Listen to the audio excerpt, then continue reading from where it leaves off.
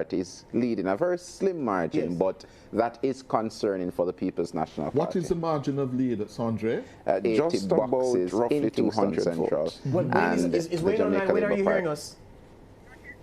All right, not yet, because he's inside the counting center. Can we get the graphic for Kingston Central and for West Rural St. Andrew, just to see where those races are in terms of the number of boxes left to be counted, giving us a running tally of where the race is headed? West Rural St. Andrew and Kingston Central. All right, Kingston Central, 75 of 80. So yes, 4,575 for Donovan Williams. Yeah. 4,377. Yeah. That's 198 98 between George. them. Yeah. 198. So it's tightening. It's still too close. Tightening. Yes, it could still go either way. Yep. Yeah. But it's concerning, Cliff, because of the projections of the People's National Party, particularly when it comes on to the Kingston and St. Andrew seats and taking back those 18 seats that are necessary for them to go into Jamaica House. Not looking at those on the west that we expect them to win, but these seats that they need to take back: St. Andrew Eastern, Kingston Central, St. Andrew East Rural. These seats they need to win. All right. Can we call two more seats? Two for the PNP. Can we call Southeast Clarendon? Southeast Clarendon, Lothian Cousins there. Southwest. Southwest, beg your pardon, against Robert Chin, the man who was in southern Manchester. Southwest Clarendon. Can we get that up? That race is all but over bar the shouting. And then East Kingston and Port Royal, we can add that to the PNP's tally as well. So can we get on the screen Southwest Clarendon? So here we have Cousins, 96 of 100. Only 4 boxes left. And Chin is lost in the distance. We can declare that for the PNP. Yes, that's what we're doing right now. Studio, upstairs? Yes, we should go orange. Yeah? Orange. That is going to the People's National Party as expected. Southwest Clarendon. Cousins will retain it for the PNP. Yes? This is one of the seats that, you know, studio, there we go. It's going orange. Yes, the shot of the studio, Mr. Director. Yes, it's going orange for Clarendon Southwest. The attorney, Lothian Cousins, will be going back to the Parliament. Tick that one for the PNP. Wayne is online. Good. Finally. Wayne, are you hearing me? Yes, I'm hearing you, George. You hear me? Yes, Very well. loud and clear. What's Good. Eastern St. Andrew saying? Well, let me tell you. Just have a look at it, because it's a huge board. Oh, so it's 100% counted. Yeah. And the incumbent retained the seat. What are the numbers?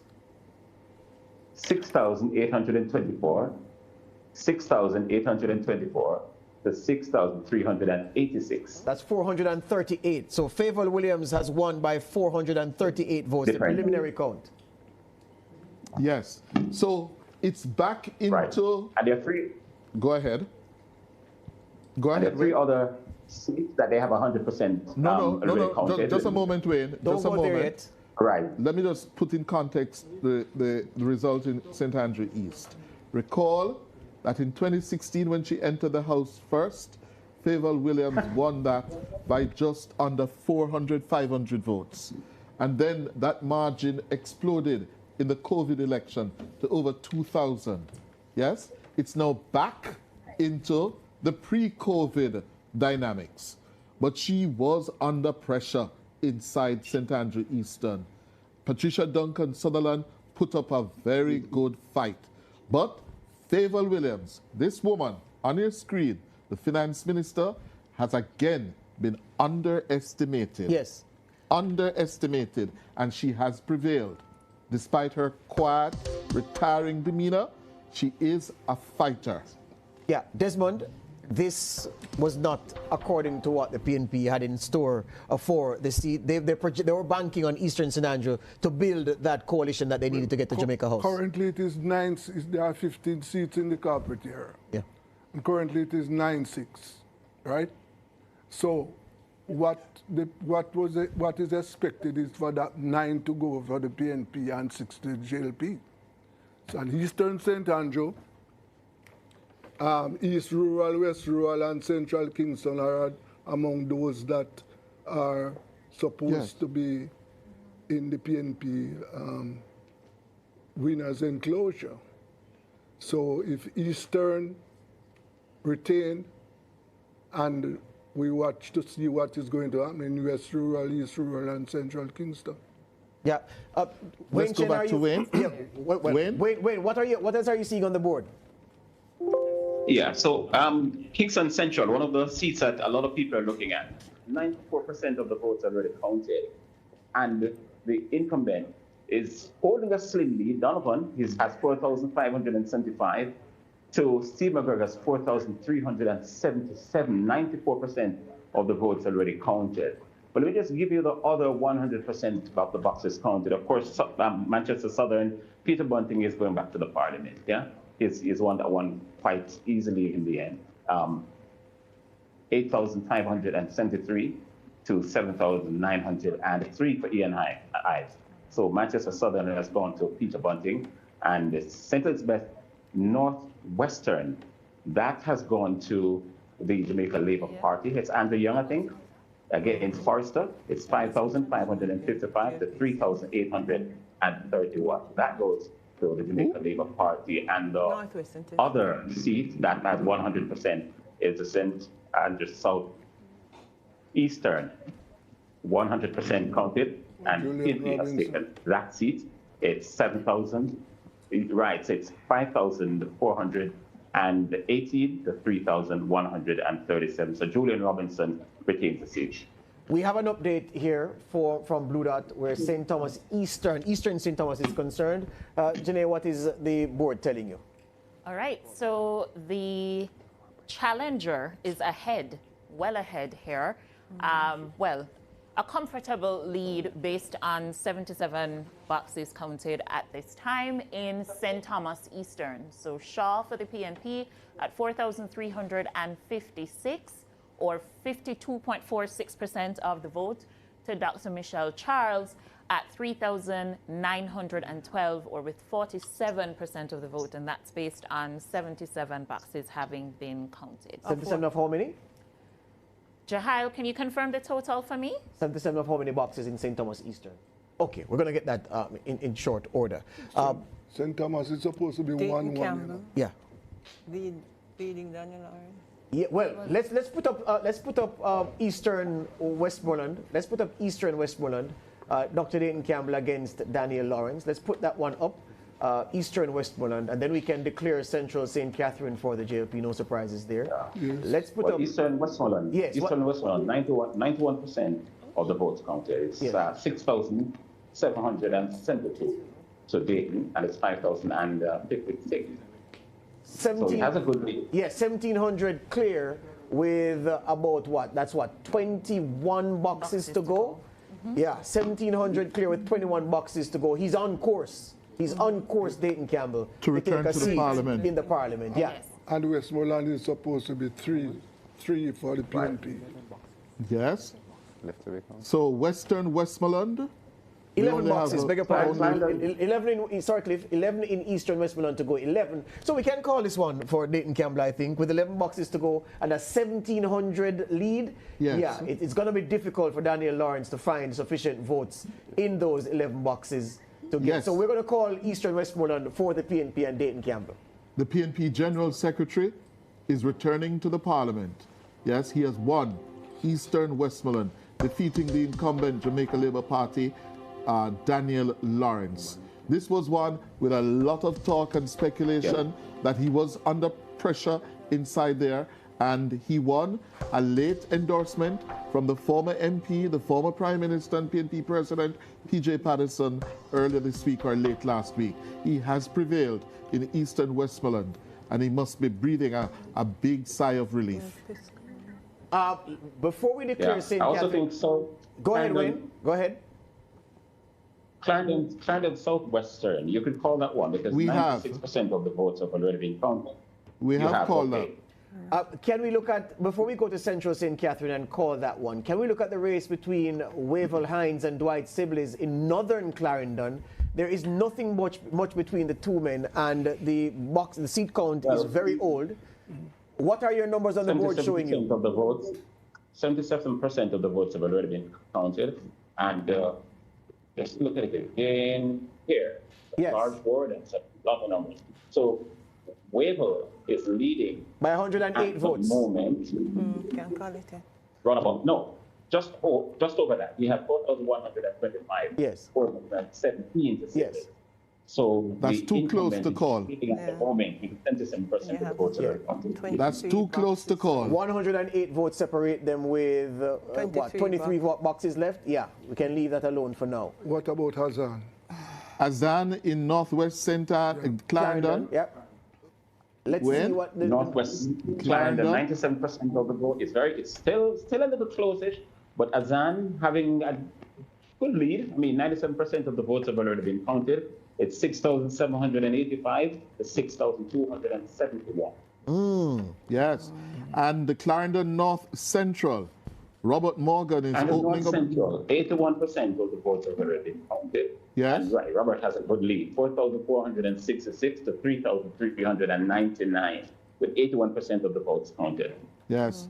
And Clarendon Central, Mike Henry Seat, the former mayor of Kingston, Delroy Williams. That is the JLP. 80% of the votes. 80% of the votes counted. We can call this. Delroy leading with 5,773 to 2,496 for the PNP. And with 80% of the votes counted, I think we could call out. Yeah, we should. We should call Central Clarendon and the Central St. Catherine for the JLP. Yes, so we're calling Clarendon Central. Yes, and Central St. Catherine, easily. 81% of the votes counted. The JLP candidate leading with 7,425 to 1,508. Yeah. So let's call Central St. Catherine as well. I think we could call St. Catherine North Central as well. 84% of the votes counted. The PNP has a sizable lead, 6,221 to 3,273. I think we could call that one. 84% of the votes are very counted. So Natalie Nita Heldley is, Natalie Nita Garvey is set to return to the parliament for another stint. So after that, we call Central St. Catherine, and then we're going to call North Central St. Catherine. North Central St. Catherine, it's 84% of the votes already counted. The PNP, well, it's the same one with Natalie Nita Garvey, right? Isn't it? Yes. Right. Meanwhile, can we put up Southern St. James? No, just before you leave St. Catherine. Yes. I have a result here. St. Catherine East Central, Terrelong versus Price. Terrelong is going back to the parliament with 96% of the votes counted.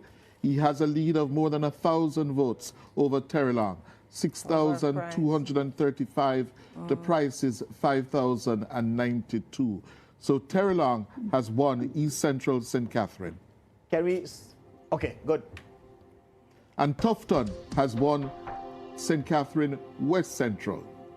Tufton, with 84% of the votes counted, he has a lead of more than 2,500. Tufton, 5,537 to his opponent's 3,022. So Tufton is going back to the parliament. George, find out what is happening to Dr. Dawes. Yes, I shall. Dr. Dawes, here's the latest we have St. Catherine, on Dr. Dawes. 30% of the votes counted so far. Early. Yes. The JLP is Robert Miller is leading with 2,205 votes to Dr. Dawes 2,180. Close going. Can we add North Central St. Catherine to the PNP's tally, where Natalie Nita Garvey is on course to return to Jamaica House? So that PNP tally should be 5 on the screen and not 4. North Central St. Catherine, we're calling it for the PNP given the differential between Nita Garvey and her JLP challenger. We have another. Folks, listen to this one. Listen to this one from Kingston Central. 94% of the votes already counted. So Donovan has 4,575. Steve, 4,377. Oh, yes, we did mention that. Yeah, that's 198 difference. Yeah. Manchester Northeast, Audley Shaw's old seat. Yes. Manchester Northeast, that the PNP was banking on to carry them home. Well, It seems like the ambassador has pulled off a diplomatic triumph. Yeah? Audrey Marks, with 96 of 111 boxes counted.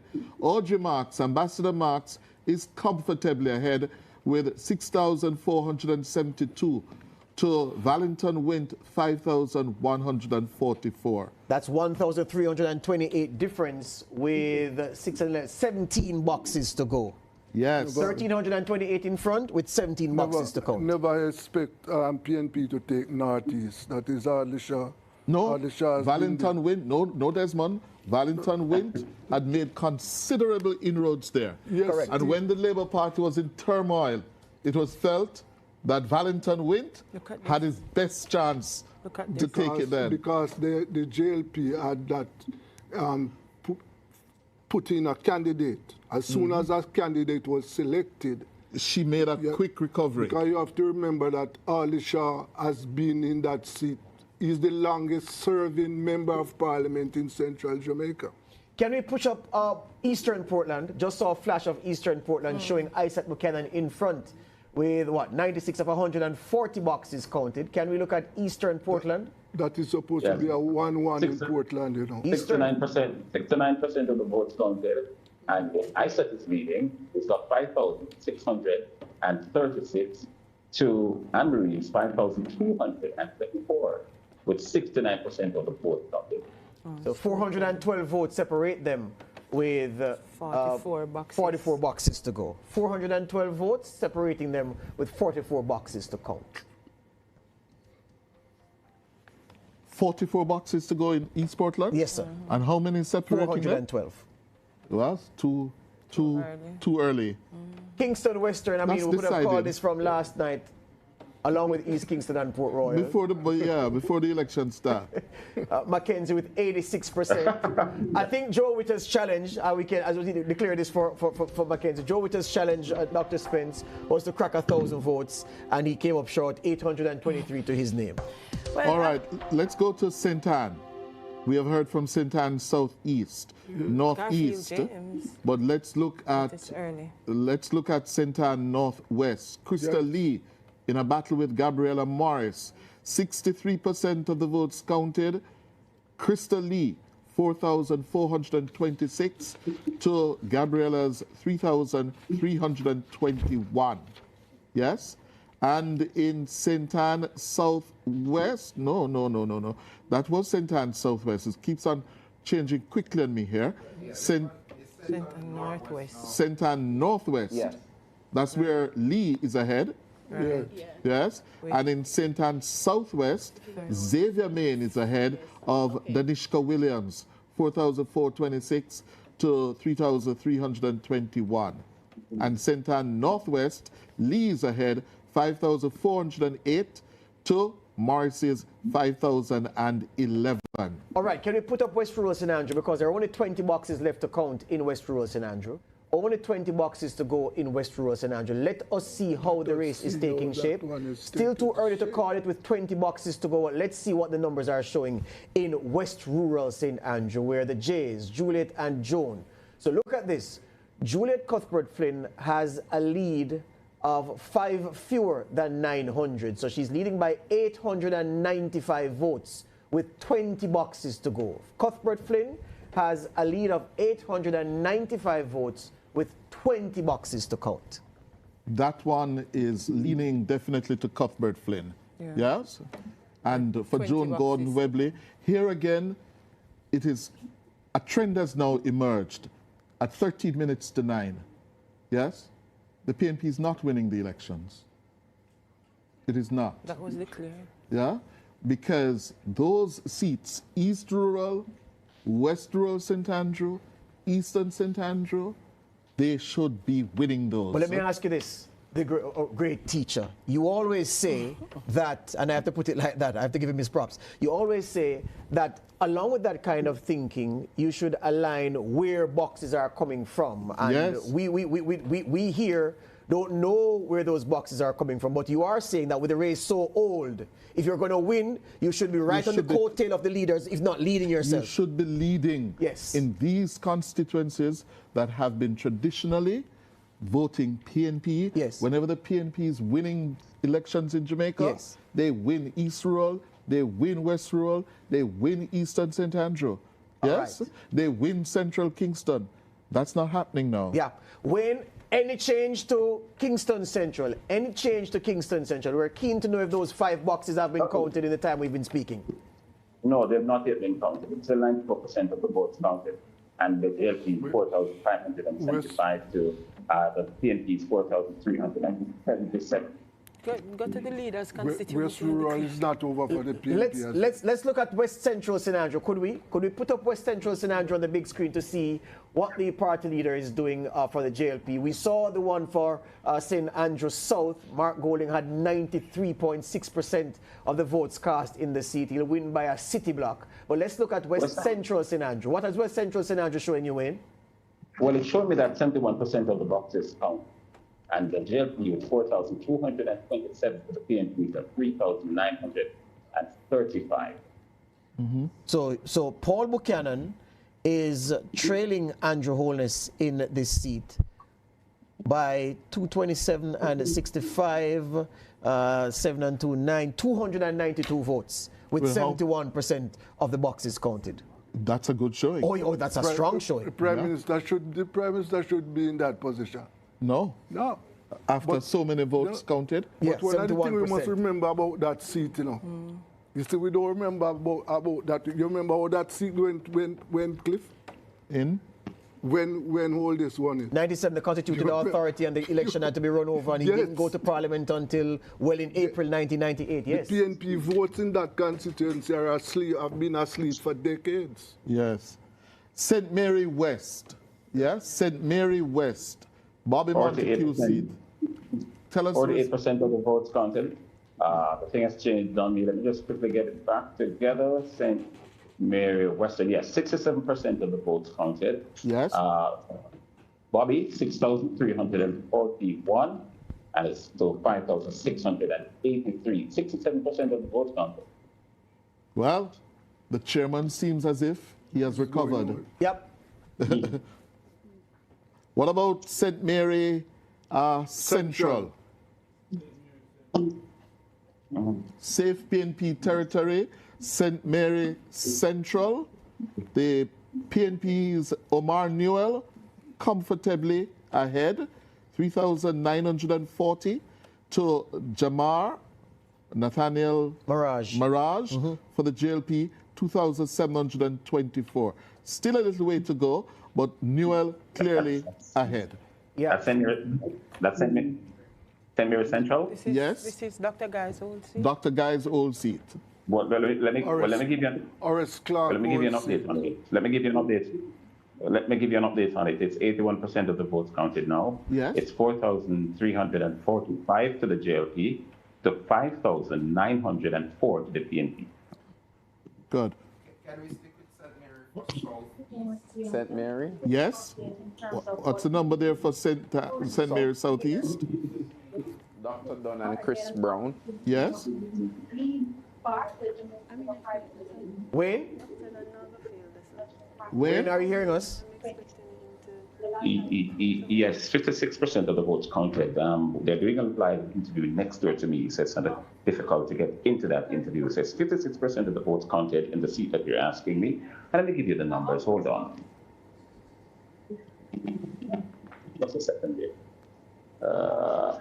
56, so it's 3,678 for the JLP to 3,577 for the PNP. That's razor thin. so Dunn continues to hold a narrow lead. 101. Yeah. Right. It's not done yet.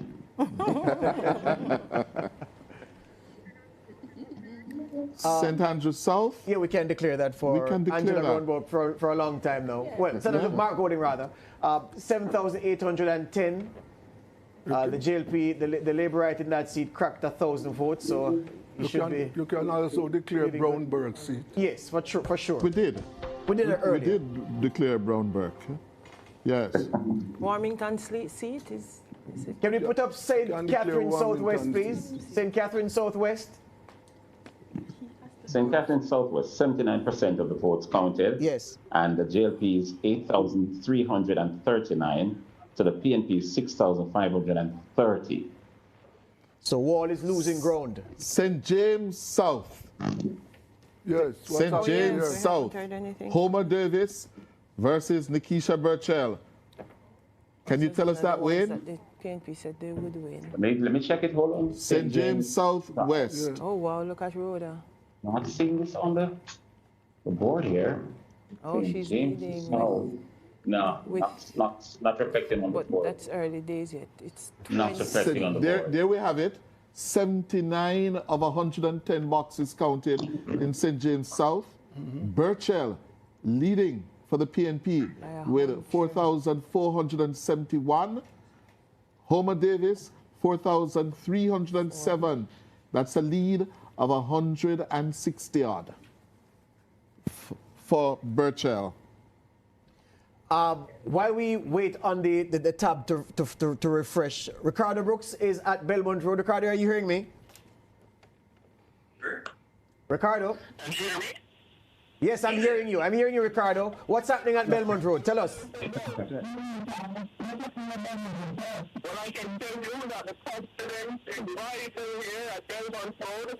The Liberals are watching the Rebo TV coverage. And as big policies coming in, they are getting increasingly jubilant, increasingly loud. Their confidence was a bit damp earlier in the night, but as the night has worn on, the confidence is rising. The Liberals believe they are on track to win the third term. Well, we need to fix up that audio from Ricardo. I can tell you what he said. Well, you heard him. Ricardo, just let me tell him, Ricardo, we need to improve your audio from Belmont Road. Okay, so we're going to fix that and come back to you. Yes. But what he said was that the night started damp for the Labourites, but they're warming up and they're becoming more jubilant as time passes at Belmont Road, sensing that they have the elections within their grasp. We can declare, we called East Kingston and Port Royal a long time ago. That PNP total needs to rise by a few seats because we added a couple to it. Add this one as well, St. Andrews Southwest. We no declared doubt. that. Long time. We declared that long ago. What is happening in central Manchester? Central Manchester. Wayne, what's the board showing in central Manchester? 88% of the votes counted, and Donovan is holding a razor thin lead over Rhoda Moy. Donovan 7,853 to Rhoda 7,719. Wow. So with 88% of the votes counted. It's very, very close, desperately close.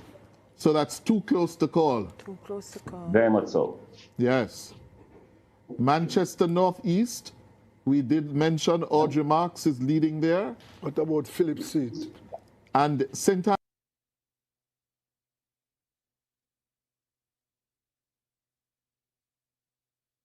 Damien Well, Young. 80% of the votes counted in that poll. One. And the PNP has a decent advantage, 5,625 to 4,521.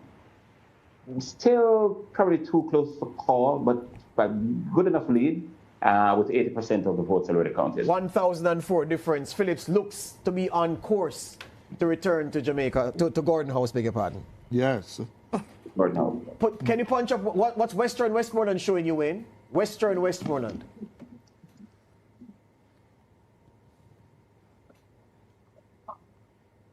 Western Westmoreland. Westmoreland, Western, 46% of the votes counted, not even 50% as yet. But at the moment, the PNP has a good lead, 3,798 to the PNP's, the JLP. That's, Western Westmoreland, good. So the JLP, 2,811, the PNP, 3,798, which as I said before, yeah, still early days, 46% of the votes counted. But so far, the PNP they have one Dayton Campbell's seat in Eastern Westmoreland. One thing in South Manchester. And And the other Bunting, Westmoreland South seat in Westmoreland, Central, Vars, George yes. Wright, Yep.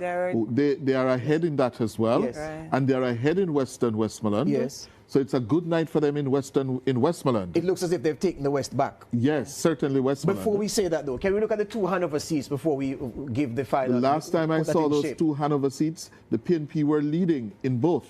Can we look at? And they are in both as well. Let me just give you them. Hanover Western, 83% of the votes counted in that one. The PNP with 5,499 to the JLP's 4,728. And in Eastern, Hanover Eastern, 59% of the votes counted. The PNP 3,334 to the JLP's 2,789.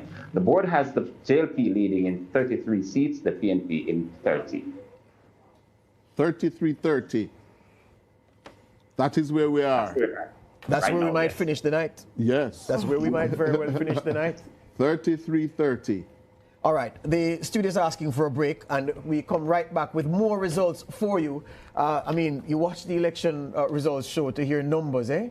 And we'll throw in some talk as the numbers come in. But for now, break time. Back with more after these.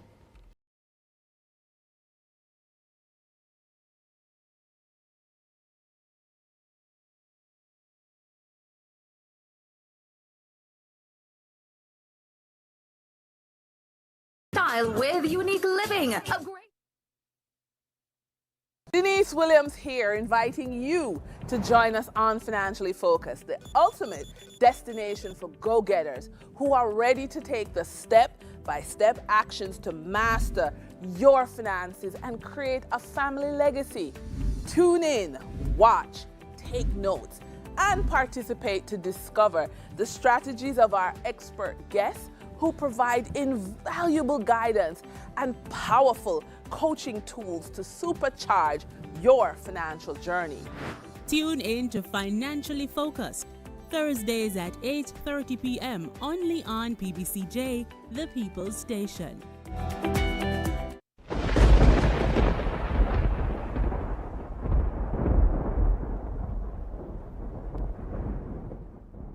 The hurricane season runs from June 1 through November 30.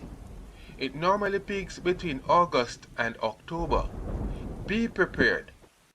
It's important to store books, puzzles, or other activities children can enjoy if there is no electricity. Monitor your radio or television for weather updates and instructions. Be prepared.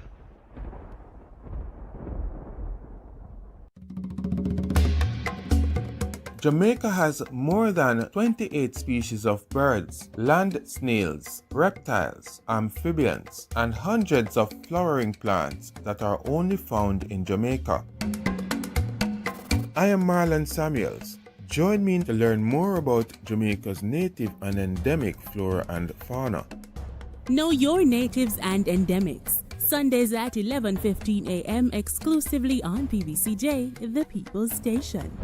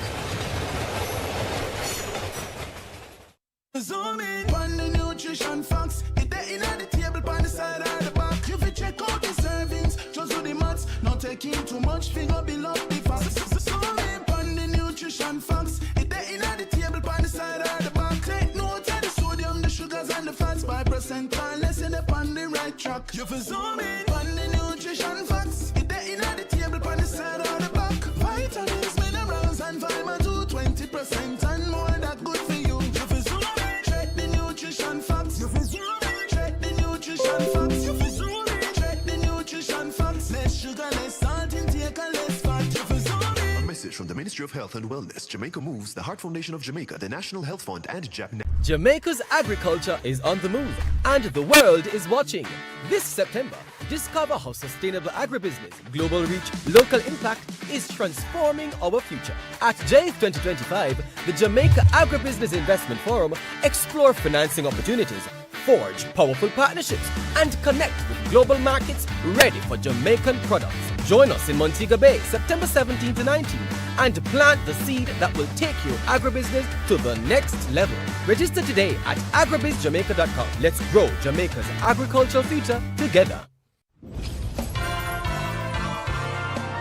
Breathe in the breath of life. Saturdays and Sundays at 7:30 a.m., Mondays, Wednesdays, and Fridays at 5:30 a.m.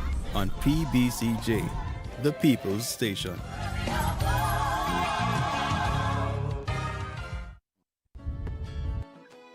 We want a piece for Jamaica. Yo, what are you? Oh man, none of that. No, brother, no, man. You see you ever play ref? Dirty game, yeah, but I look a bad game. No, I said, place you come from, brother, I want to live good, man. I want to live good, brethren. So shake on, I can play a little bad, brethren. Really have to shake on? Yeah, man, and no badness, brethren. Just live good, man.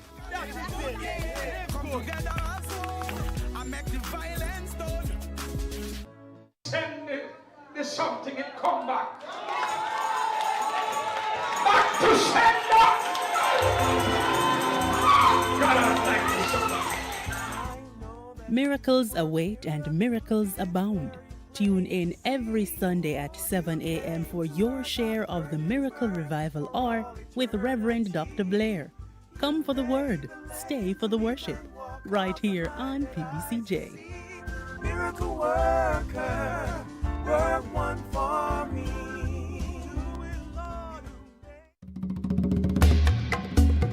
Jamaica has more than 28 species of birds, land snails, reptiles, amphibians, and hundreds of flowering plants that are only found in Jamaica.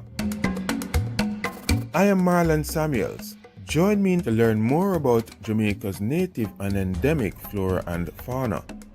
Know your natives and endemics. Sundays at 11:50. Welcome back to the Race to 32 as Nationwide covers the results from the 19th general election since 1944. We're adding North Central St. Andrew to the JLP's tally. Delano Sivrite will be going to the House of Representatives, already a parliamentarian sitting in the upper house, but now he gets to debate bills and pass them into law and not just review them as he did before as a senator. Cliff, now is a good time to lean heavily on Blue Dot to see what Janae has for us, especially that race in Kingston Central. Can't believe it's taking so long to count 5 boxes.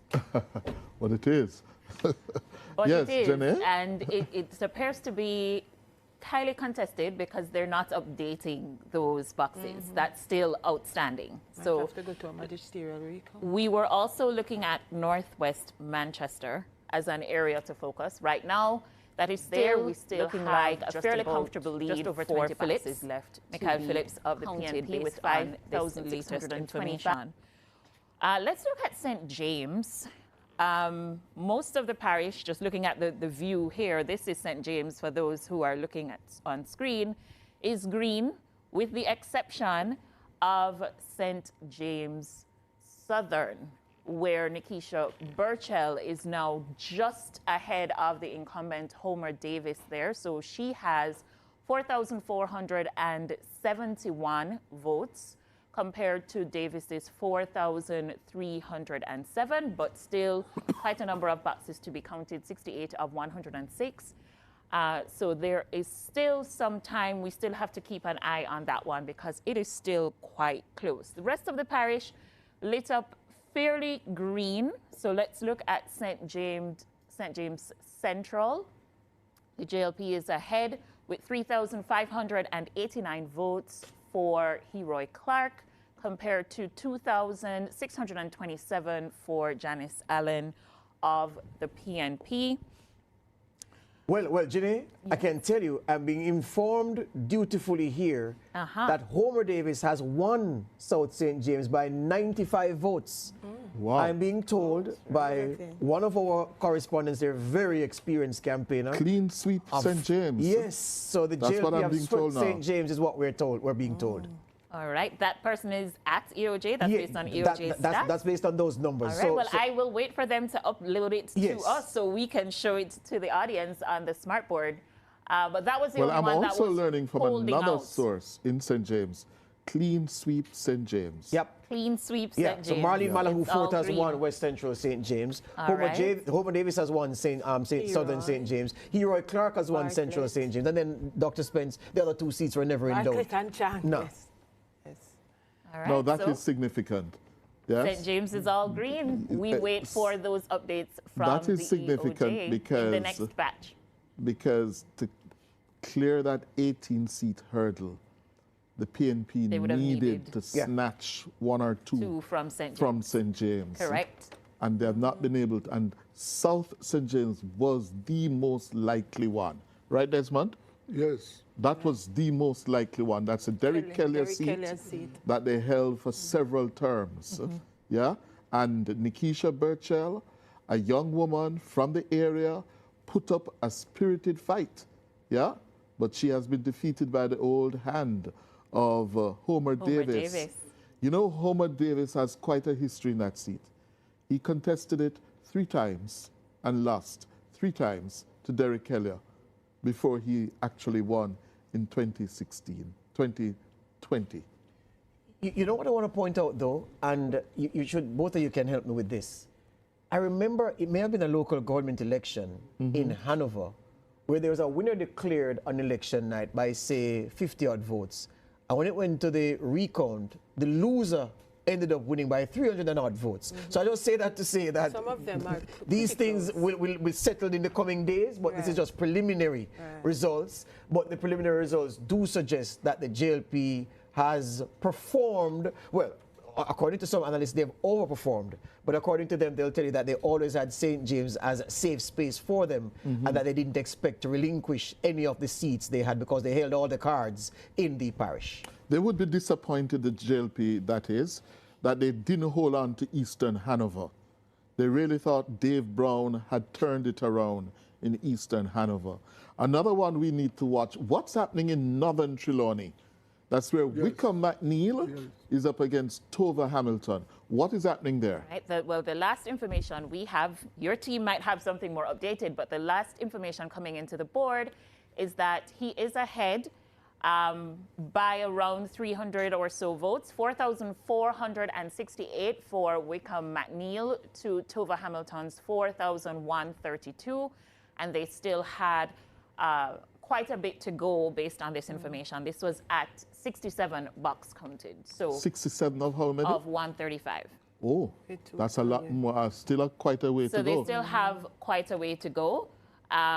We'll wait to see what comes in the next update. George looks like he has more recent information than I do. I have something. Well, not on that one. I'm not troubling you on that one, Janae. Okay. I'm being told reliably that in Southeast St. Elizabeth at 9:13 p.m., it's now 9:14, that Frank Witter is leading Norman Scott by 1,700 votes.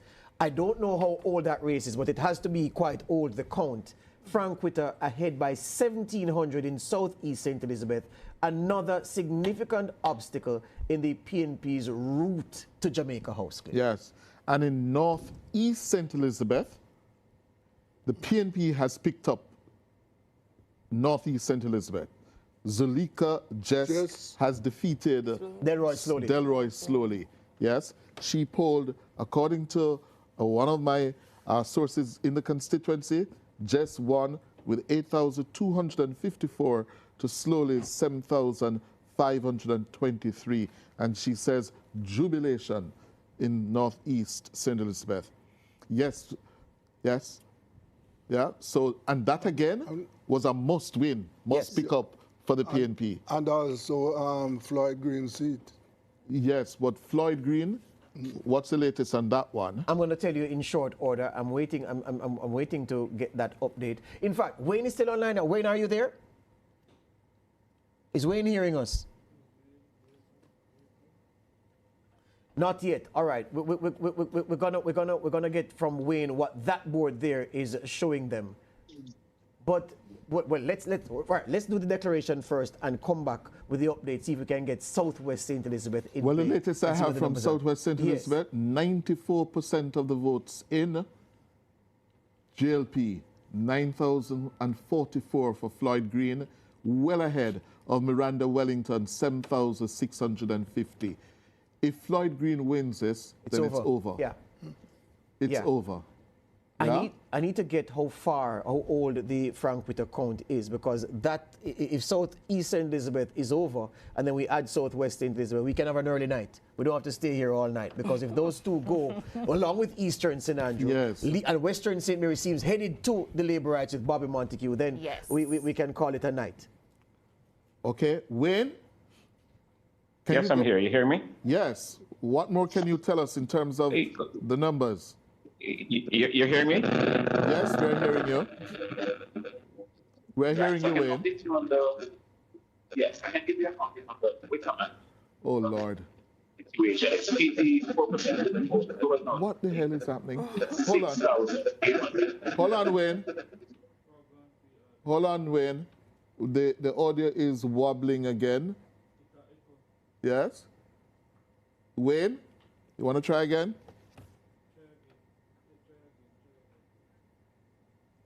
Yeah, the team says the quality is horrible, so they have to abandon that for the time being. I'm just trying to get that update. If we look at, all right.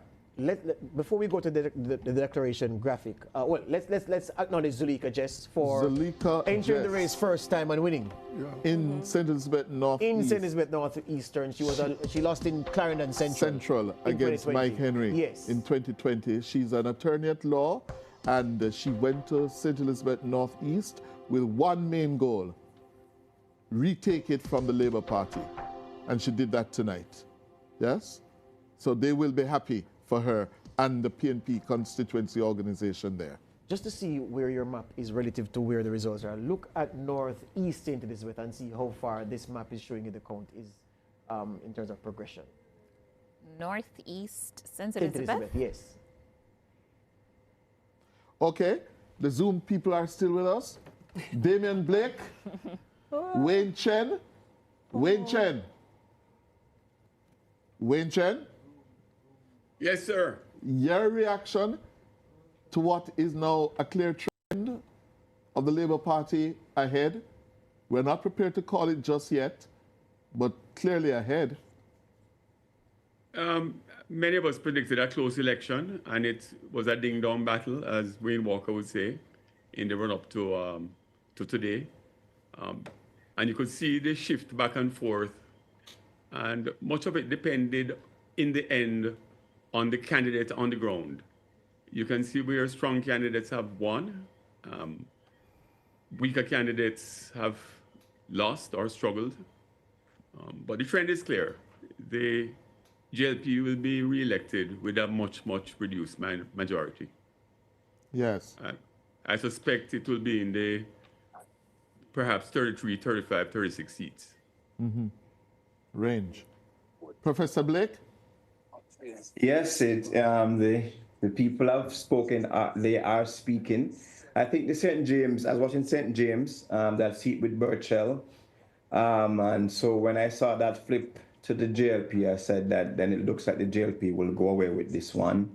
The St. Mary's seat with Bobby Montague also was instructive, and so yeah, it was a close one, right? And you know, you would think that with all the resume of performance that the governing party ran on, that it seems to me that the incumbency, the anti-incumbency kind of trend kicked in, right? The third term is very difficult. That's very difficult for parties to win 2 times, much less a 3-peak. And so I think that is also at play here. But it looks like the JLP will walk away with this one, but marginally. Mm-hmm. Yeah. Well, marginally, but it is of historic importance. Very much yes? so. Andrew Holness, it seems, is on track to create history. Unprecedented. Isn't that so, Desmond? I don't know. Ricardo at Belmont Road, are you hearing us, Ricardo? Ricardo? Oh, dear. Ricardo, are you hearing us? Nah, the audio is, I don't know, man. Oh, well. Can we get him on the phone? Just simply get him on the phone. This is the phone. Oh. Ricardo, are you hearing us? I'm hearing you, but you sound as if you are under 5 beds. Mm. Go again, Ricardo, are you hearing us? George, are you hearing me? Yeah, the audio. Well, tell us what's happening at Belmont Road. Let's see how the audio works.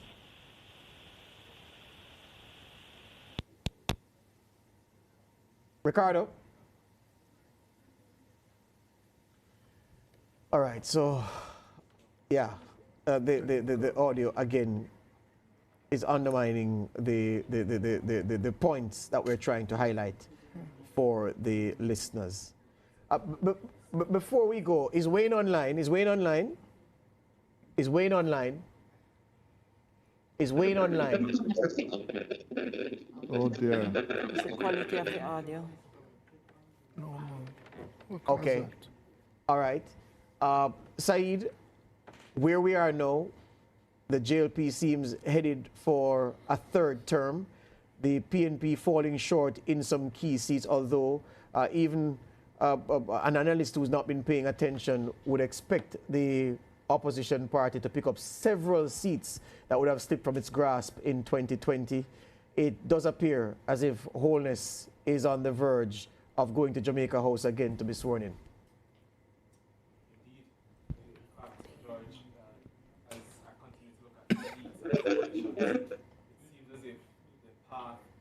Victory continues, or the paths rather.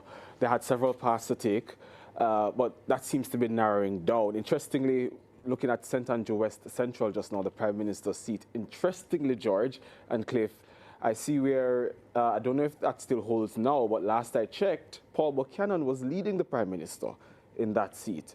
Very interesting one for you all to pick up. Certainly we don't expect that to hold, but very interesting. I've never seen that before since I've been working with elections. No, this is surprising. Absolutely surprising. Because here it is, I'm just back onto the EOJ website, 83% of the votes counted in the Prime Minister's constituency, and Buchanan of the PNP is leading by 100 votes. Again, I don't expect it to hold, I can say 105, that. But yes. it is significant to my mind at this stage. It's huge. Significant. But that this is happening. Cliff, remember hold on, Desmond. Just look at these numbers. 18 boxes to go. 18 boxes to go. It should not be nowhere this close. Yeah? Nowhere this close. But no, Cliff, it is not a JLP constituency, you know. It is Andrew Holness's constituency. The Prime Minister constituency, but what I'm saying, it is not like West Kingston. No, it's not like a West Kingston, but the Prime Minister should not be within reach. But what I will say, though, is this reminds me of last election as well, when Peter Phillips's seat was also in a bit of turmoil where the numbers were concerned, but he managed to hold on and go through the tape. Well, let me get some views from the young people, because very interesting stuff are happening in the election. Suel beside me saying that she's stressed out. I don't know why she's stressed. I mean, if that's how you look when you're stressed out, then, you know, give me some stress. But Suel, tell me. Let me just tell you this. I'm just being told by one of my sources. Yes. All boxes are still to be counted. Seaward primary in the Prime Minister's constituency. Yeah. Those boxes are still to be counted. Yeah, and there are 18 boxes to be counted. Yes, sir. Right. So let us see what happens. And Saeed, just before you go, let me just prime what you're saying with this. Yes, sir. Kingston Central, In the time we've been here, they've added 2 more boxes to the tally. As you would expect, they're arguing over each and every ballot pulled out of those boxes. So 2 more boxes counted, and Williams' lead is diminishing. Donovan Williams now only 68 in front of Steve McGregor as they inch to the 80-box mark. They've gone 77 of 80 boxes. McGregor is leading by 68 votes. I can tell you that also we can add another one to the JLP column, not surprising here, that Southwest St. Catherine, the monster that is Everald Warmington, roaring home. He's now 10,551 votes. This may be the first candidate anywhere across the island to breach the 10,000 vote mark. Dr. Kurt Wall, 8,444. So look at Warmington's tally. 2,000 plus ahead of Wall, and there's still 1 box to be counted. So this one is JLP, and as usual, Warmington in domineering fashion in the general election. Yeah. Very, very interesting stuff there, George. And that's just been declared Clifford Everald Warmington. But ladies and gentlemen, very interestingly, we were talking earlier about misinformation, information, and how this plays, especially in the social media space, with young people leading up to an election. You've been seeing the results so far. You've been seeing the clash of words, the clash of information. Can I just give you 2 more? Two on. The East Rural St. Andrew. Yes. Juliet Holness's seat. Yes. She has won it. Okay. Yes. 90% of the votes counted. She's ahead by almost 1,000 votes. 8,445 to 7,487. St. Thomas West, the PNP had hopes of finally beating James Robertson. Roberts is getting home with 85% of the votes counted. He's ahead by almost 1,000 votes. Yeah? The JLP has lost Eastern St. Thomas. Yes. Michelle Charles has been defeated. Never led, trailed from the first Very box stark. was counted, and never recovered. Saeed. Yes, so dealing with information, misinformation, grappling with all of that in the space, seeing the results so far, do you think it made an impact? It definitely did. And I think I was doing... I'm sorry. Cliff, you have another one? Yes. Go ahead, Sir Cliff, go ahead. It seems as if Anne-Marie Vaz has been defeated by Isaac Buchanan. Wow. Yeah, it's supposed to be 1-1 in Portland and 1-1 in St. Let me Thomas. give you the numbers. In Eastern Portland, with 99.3% of the votes counted. If he's ahead, he's on. Isaac Buchanan, 8,290. Vaz, Anne-Marie, 8,072. 1 box to go. 1 box to go. And here's the thing. Sai, can I give you one before you... No, hold on. No, I think that's going to hold, and here's why. Yeah. What stood out to me with that campaign is Isaac Buchanan went on a drive with young people in that constituency, gave out 1,000 tablets. Yes. Don't know if you recall it. Yes. I'm not surprised at all that it's that close. Certainly not surprised that he's in the lead right now. Well, here's what we can do too. We can declare Southeast St. Elizabeth. Frank, they call him. Frank Witter has come home with 3 boxes left. He's leading Norman Scott by 1,996 votes. Yeah. That's over. 1996, all over bar the shouting. Southeast St. Elizabeth, chalk up that one for Frank Witter. Well, this was very preliminary. Only 3 boxes to go in that. So 106 of 109 boxes counted, and Frank Witter is leading by 1,996 votes. Can you bring up St. Mary West? 85% of the votes in. Bobby Montague is ahead, 8,182. Woodbine of the PNP, 7,403. That's a lead of 700. Yeah. With 85% of the votes counted. Can I add to that? So it means that Bobby Montague is going back to the parliament. He has recovered. Can I add to that? Can I add to that? Which is why I'm giving you the luxury of calling the election and calling it right this time. Because here's this thing. Clyde Green. Exactly. Western St. Mary is going to the JLP.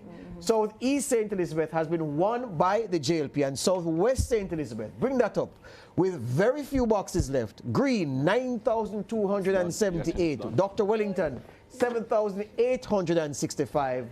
The gap, the Brits have a saying when they say mind the gap. mind the gap. Southwest St. Elizabeth, that gap looks too big in the boxes left to count for Dr. Miranda Wellington to breach. It appears as if the JLP have held the 3 seats that are most needed to get to Jamaica House. Yeah, these are numbers with what, 8 and 5, 13, 5 boxes to go. Southwest St. Elizabeth is declared for the JLP. And we can tell you, Rhoda Moy Crawford by Wayne Walker from the EOJ Center is saying, with 99% of the votes counted, Rhoda Moy Crawford has won Central Manchester. 9,035 to Donovan Mitchell's 8,861. So can you go ahead now? Roll the tape. We have a winner. We have a winner. Of the election? Yes. Okay, let's go. We are calling the election, folks. Yeah. Studio, you ready? Yes, we are calling the general election. There's no other route. There's no other route. Magisterial recount. Let's go. Let's go, folks. 749, 876. We're not just calling Central Manchester, we're calling the whole thing. The JLP have won the election. You have to call Floyd as well. Is Floyd called? Studio. Steve McGregor in Central. By 12 votes. Being told that Steve McGregor has come home in Kingston Central by 12 votes. Yeah, wow. 12 votes. Not too close. Studio. Magisterial recount.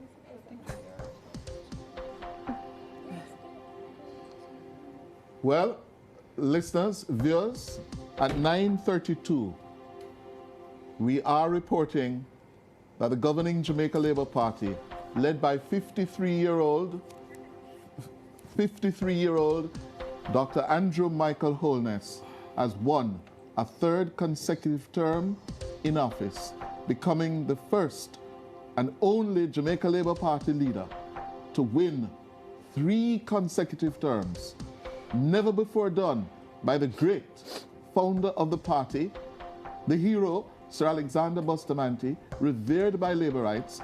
Andrew Michael Holness has done what no other Labour Party leader has done. He has defied the odds.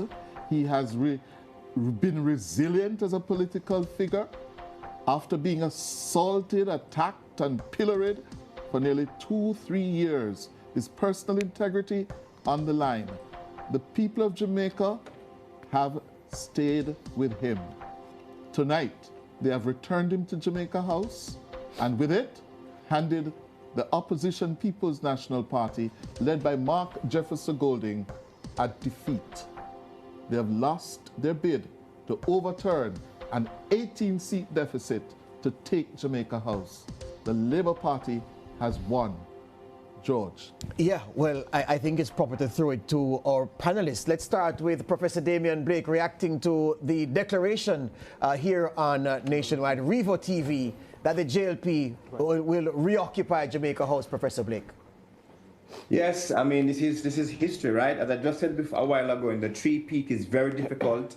As an incumbent, that's a very difficult thing to do. But the Prime Minister and the Labour Party ran on a resume of things that they did in the economy with crime management, and it seems that that took them home. It looks like the Jamaican people have said, we will invest our trust in someone who has been behind the wheel, who has steadied the wheel, who has steadied the ship, and they are willing to give the Labour Party and the Prime Minister one more go at it to continue to bring Jamaica to the kind of goals that they want to see happening. So congratulations to the Labour Party and to the Prime Minister. Dr. Spence? Well, we listed all the reasons in one of our discussions on debate night why it would be difficult for the JLP to retain power. It's a time when incumbents are not finding favor with the electorate, and we listed all these places around the world where incumbents have lost. So we knew they had an uphill climb. The JLP and the PM have suffered the onslaught of the PNP for the last 2.5 years consistently, so much so that the message of achievements was not getting through in the regular way. And so the fact that even though there are some severe blows to the PNP, to the JLP, in terms of the seats that have been lost, they have still managed to hold on to a victory. And a third term for the JLP, which, you know, as you both have pointed out, it would be the first time that this has happened for the JLP. So it is a historic night, you know, it is a historic night. I think there were so many cautions that were being, you know, put out there. The JLP, both the JLP and the PNP campaigned real hard. The JLP campaigned.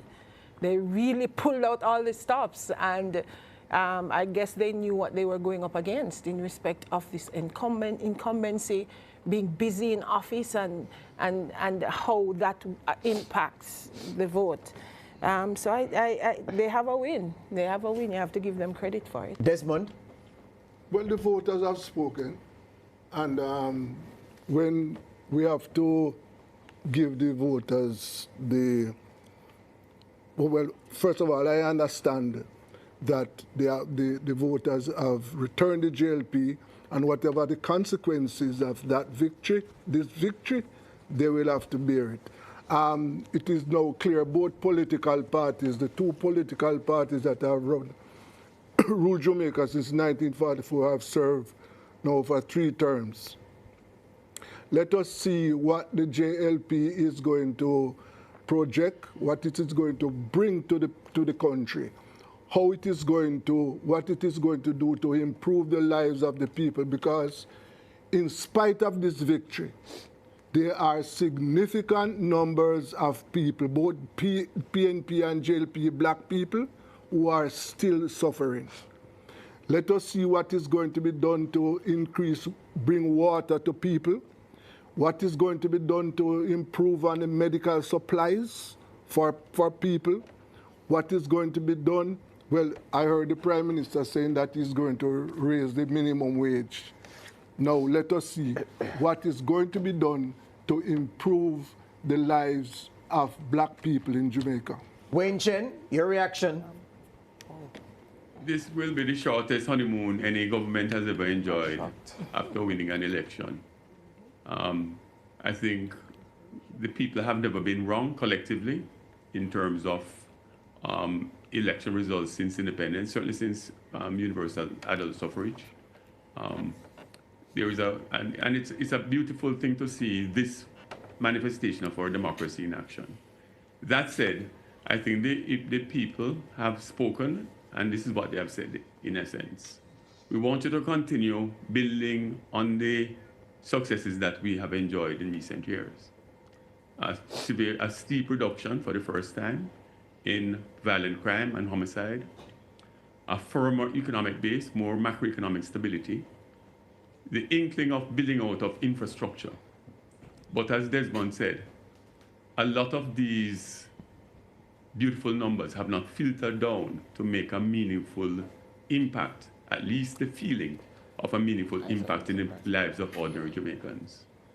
We have to pivot towards inclusive economic growth. We have to pivot towards better education. We have to pivot towards an economic transformation that will allow us to rise relative to other countries and not lag behind and lag behind. That means hard things to be done day one, because there is no honeymoon. These things are not possible in the middle of a government's life cycle. These things are not possible near an election. You have to expend political capital early, because transformation is never easy, and the results of longer-term policy prescriptions are never apparent in the short term. People feel pain in the short term before they see the benefits in the medium and long term. So the government has to go to work in a matter of days with a plan ready to implement. Some of it has been hinted at during an election campaign. Now we only hear about the goodies. Once upon a time we'd hear about the eucalyptus oil, but nobody wants to talk about eucalyptus oil anymore, because that is not an election winner. An election is won. Parliament is going to be a very interesting place. I don't expect Peter Bunting, Dayton Campbell, some of the new ladies who have come in on the opposition benches, they are not going to sit there and give the government a free pass. And by the way, is going to have to justify its every move going forward. And by the way, it's going to be interesting going forward. Wayne, as you talk about ladies, Nikisha Burchell, according to the Electoral Office, has won Southern St. James. Oh, wow. Yes. George? Yeah, that's what that's what I was coming to confirm as well. Yeah, she has won. So the margin is Tiwas. Yeah. Ricardo is at Tiwas. To 32, and they immediately erupted. It has become a carnival-like atmosphere here at Belmont Road. We have now seen several cabinet ministers rolling in. Favour Williams came here to a rock star welcome, which she accepted on the steps of Belmont Road. Local government minister is also here, so to the party's general secretary and the country's national security minister and deputy prime minister. But the Labourites are in a very, very jubilant mood. In fact, when they heard the call that Rhoda Moy Crawford has retained central Manchester, the fever pitch of the noise got to a frenzy. I myself called Miss Crawford to confirm that she had in fact won, and she said yes. Yes, yes. The Labourites, I think, felt that was the sweetest call of the night. Any sign of the party leader yet, Ricardo? No sign of him yet, no. What about the General Secretary? Senior cabinet ministers who have seen so far huddled in a room, but we have not yet seen Dr. Andrew Holden. All right, thank you, Ricardo. Ricardo Brooks there at JLP headquarters. I'm sure we'll go back to him because we have to get the initial reaction from the Prime Minister. Saeed, you were saying? Yes. Kevin, nobody's butting in, right? Okay, good. Just checking. So let's get some reaction from our two panelists here. Starting with you and then Suel. Yeah, so I think it's a good look for democracy. It's more balanced now, so we get more accountability, I think, on both sides, as Amelia panelists mentioned earlier. So that look for democracy. So when the government proposes something, we can get better rebuttals and counter proposals from the opposition. In terms of like certain constituencies, a bit surprising to me. For example, Anne-Marie Vaz's constituency. A lot of roads and infrastructure development and all of that. Right, you're very active in the campaign procedure with her husband. So very surprising to me, I think. Rhoda Moy Crawford was also a bit concerning going into because it seemed that she was trailing behind a bit, but congratulations to her, I guess, on her victory. So I think overall it's just a good look for democracy tonight. Okay, so yeah, I think it's a very instructive election, I will say, because I think a lot of people went in very confident that the JLP, even if they didn't do that huge sweep, but it would be more comfortable. And I think based on a lot of the results coming from the seats, it's very instructive. A lot of the seats are surprising to me. I'm very surprised you keep saying it's instructive. You use that word twice. What are the instructions from the election so far? It shows that something has switched. What has switched? And even with all of the achievements that they have been campaigning on, you would think that it would be, like I said, a comfortable win tonight for the JLP, but it is not. So what is that? There's an ingredient that's missing. There's something that's not connecting. And I think, and I said it yesterday, that the campaign that the PMP had was a very successful campaign. Oh, well, I mean, was it successful if they're not successful at the polls, though?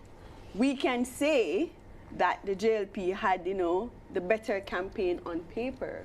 But I think what the PMP wanted to do, they achieved it. And even if they didn't win, for it to be this close says something. And for the Prime Minister to be looking at that seat, like all of us are looking like, what is going on? It says something. So I think what they wanted to do, which I think a big part of it was to create that distrust. But isn't that what any opposition does to the government? Yes, but it worked. It worked brilliantly this time. And the numbers are showing it. A lot of the seats that we thought would have definitely come home for the JLP, even if they won it, it's very shaky. But did not come home enough. They probably would have needed more to go over to the line of 32 is what you're saying then. Interesting stuff.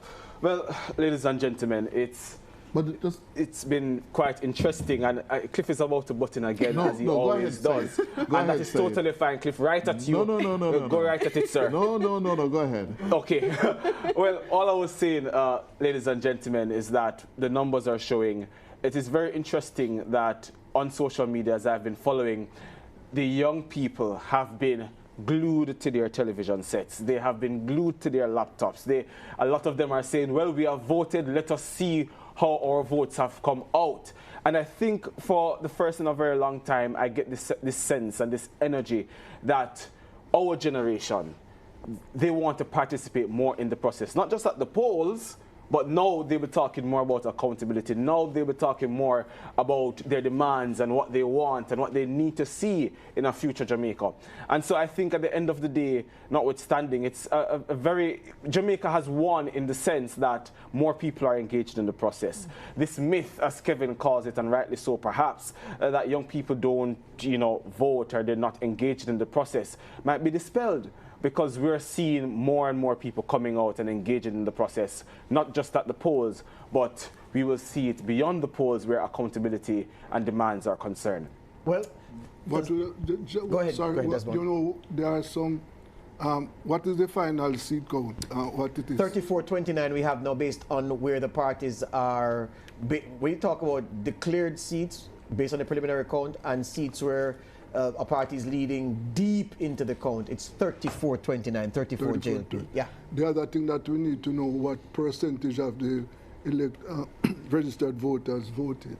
41%. Voter turnout around about 41%? Yeah, I saw that somewhere. It was about 41%. That is low. It's higher than last year. We had that discussion earlier about how we had a raging debate earlier. I was expecting at least 50. As a matter of fact, I was expecting a 55% turnout in this. Yeah. Desmond, let's go to another Desmond. Hold the point there, former PAJ boss. Desmond McKenzie is with Ricardo Brooks at Belmont Road. Ricardo? Can you hear me? Yes, we can. Proceed. Please proceed. All right, I'm here with JLP Deputy Leader, Local Government Minister, Desmond McKenzie. Let me get your reaction to what's unfolding tonight. Well, we're seeing history being created the first time in the history of this great and noble institution, the Jamaica Party of the country. We have supported our efforts for a third term in government. I must use the opportunity to say to my party leader and Prime Minister that he has done wonders. He has done something that not few of us, few Prime Ministers before, from the Labour Party as a time. The results tonight are not yet fully concluded. Speaks volume to the work of the Labour Party government and the efforts that people take. In the era of Council, I'm particularly pleased because a number of seats were targeted in the era of Council, and you were able to retain the majority of seats. We are watching the numbers with Central Kingston. We will look at that and the determination as to what will happen after that. But I am pleased of my party. But you really took a battery tonight, though. The margin has been significantly reduced. Well, let us put it this way. It is difficult to win a first term. It's even more difficult to win a second term. And a mountain to climb winning a third term. Whatever the numbers are, if it's true, a majority that Brad said, I appreciate that. To give credit and to thank those persons who has fallen virtue in the Labour Party for us opportunity. Yes, all right. Yes, all of them when those and the important thing is that we the numbers we're seeing so far from what Central St. Andrews suggests the Prime Minister is actually locked in a very close tendency. So what's happening there? No, that is, one of the things that a lot of people don't know, that in elections, there are polling stations that favors candidates. And when those boxes are in a county, it is one of 4 cents. The same thing. If it was in reverse the West Kingston. No, the fact is that those boxes that carry the majority of votes that favor that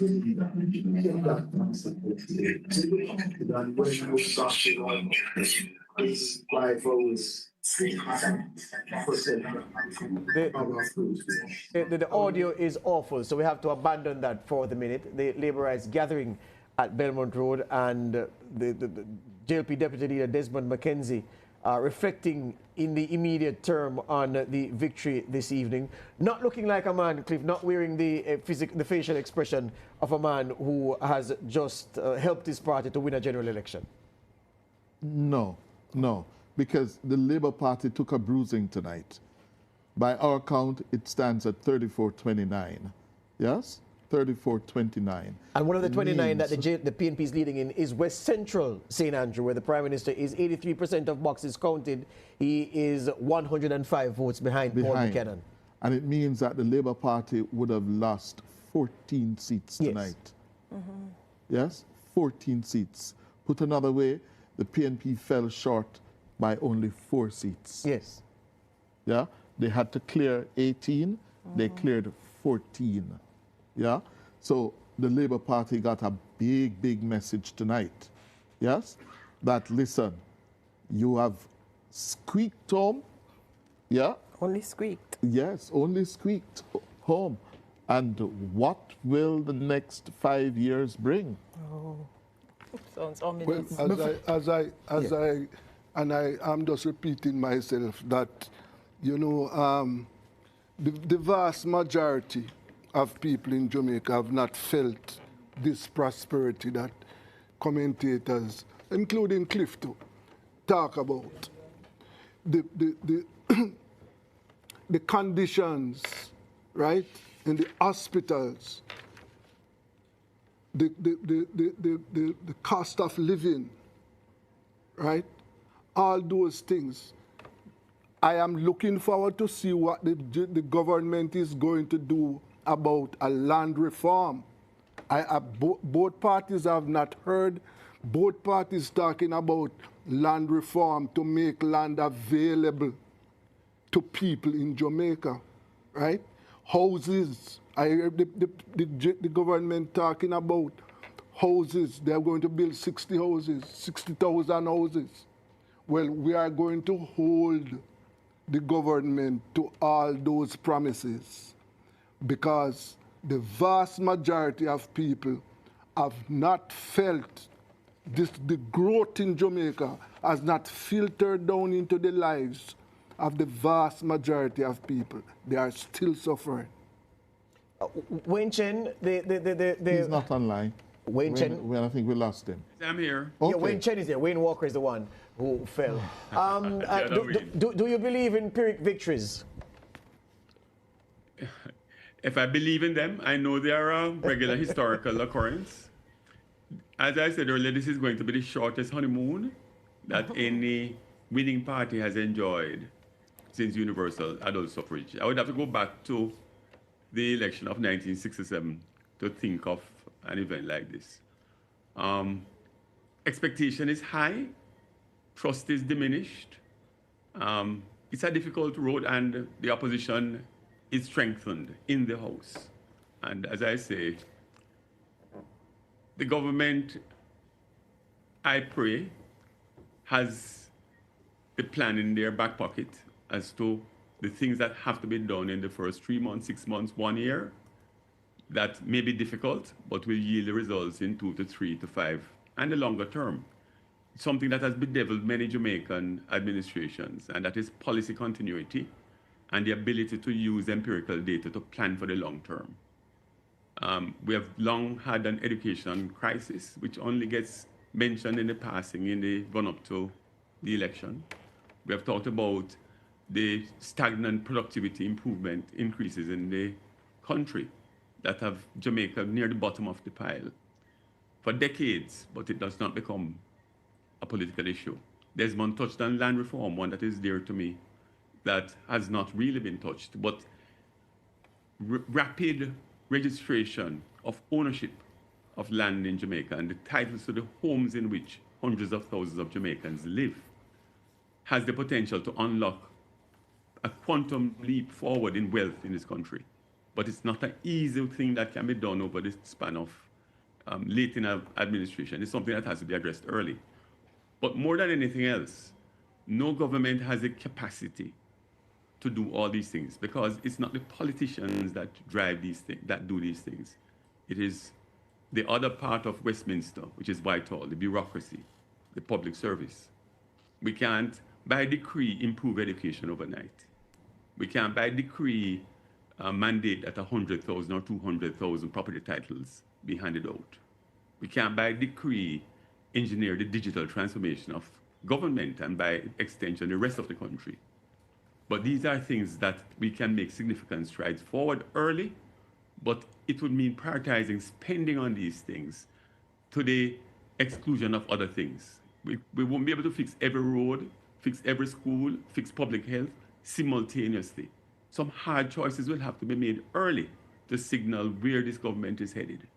But there are hard things that have to be done, because to try to do too many things and do them poorly will only mean that Jamaica will drift longer, and the goodies will not filter down to the average man and woman industry. You know, I don't want to be pulled into the trap of one of those analysts or commentators who invite people to eulogize when a party has won a general election. So let me switch it up and ask Professor Blake this. What does this say about the maxim that Jamaica is PNP country? I mean, I don't like this saying that Jamaica is PNP country or JLP country, but you know, as I said earlier, given the resume of performance that the government laid out, this race really shouldn't have been this close. And you know, I think the PNP's strategy of talking about the integrity issue, you know, whether or not it was all true, the point is, if you keep saying something over time, it has a very deep and resounding impact. And you can see that that impact is happening. I mean, in the Prime Minister's own constituency right now, he's struggling in the numbers. So I think the PNP they went out early and they ran a good campaign. They energized their base and they came out and they voted. So this kind of victory for the JLP is a victory with many asterisks, right? Because they didn't get the kind of resounding yes from the electorate, and they lost a number of the seats that they had before. And as Wayne said, some tough decisions will have to be made by the government going forward. Because, you know, that old adage about the trickle-down effect, yes, some of the numbers were there, but what about the lived experience of Jamaicans? I listen to public radio every day, and I can hear the pain points of Jamaicans every single day talking about things in healthcare, the cost of living. So it's okay to have macroeconomic, you know, deliverables and macroeconomic goodies, but if it's not really, again, it sounds cliche, if it's not really trickling down to people on the ground and not feeling that sense of well-being and their pain points aren't being alleviated, this is the kind of, you know, as you say, George, victory that you will get in an election or a loss. Yeah. And so some tough decisions have to be made going forward. Yeah, let me hear from Wayne Walker at EOJ's Counting Center. Wayne, are you hearing me? Yeah, I'm hearing you, George. Okay, what's the board showing you about West Central St. Andrew? That's the seat we're interested in. What is happening? Wayne, are you hearing me? Apparently, none of the C-word. None of the C-word boxes have come in. Wayne, what is he there? Are you there, Wayne? Yeah, I'm here, George. All right. Okay. Oh yeah. Well, it's still. I'm hearing you better now. Are you hearing me? What is West Central situation? It is still 83% of the votes counted, and it is still Paul. That's what the board is showing. Yeah. Paul still leading with 4,867 to the Prime Minister's 4,762. Can you give us the? No. Can you give us the fact? No, we have to abandon that.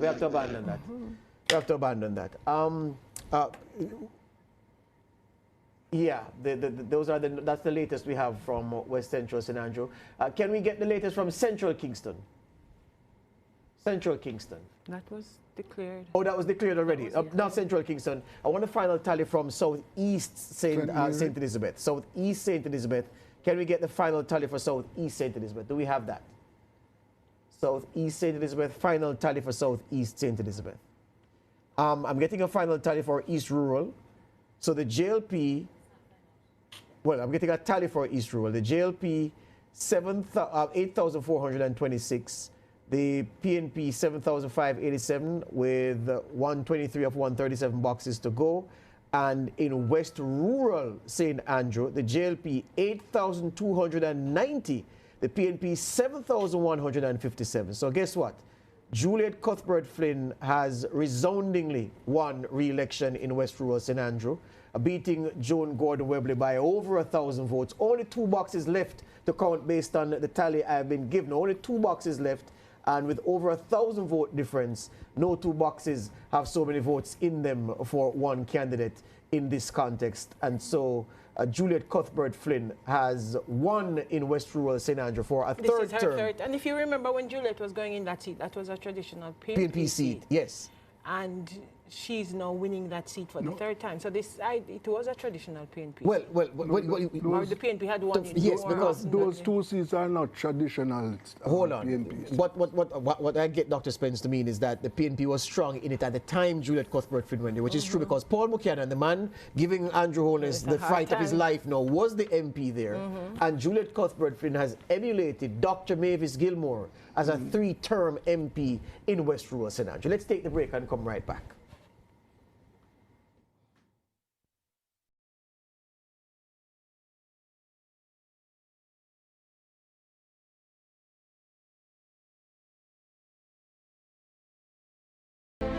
Always ready. Original crispy. Most of the ingredients traditionally used by G-Nor families for their daily meals are collected from the immediate surrounding area.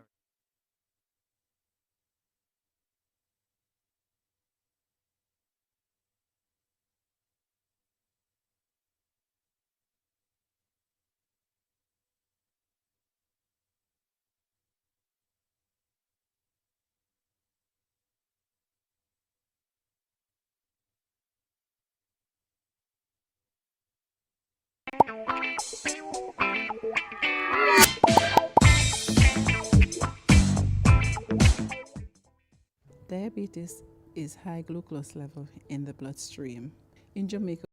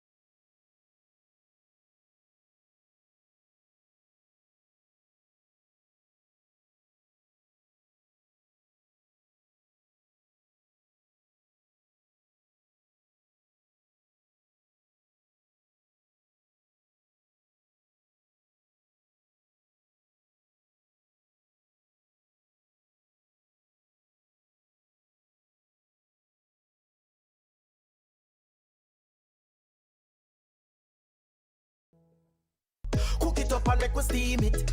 Fresh so me need it, tilapia a real fish. Cook it up and make we roast it. Farm fresh so me need it, tilapia a real fish. Grow smart at the best part. Food for thought so me have to eat smart. Easy catch, fully net. A tilapia so you don't know what's next. Cook it up and make we fry it.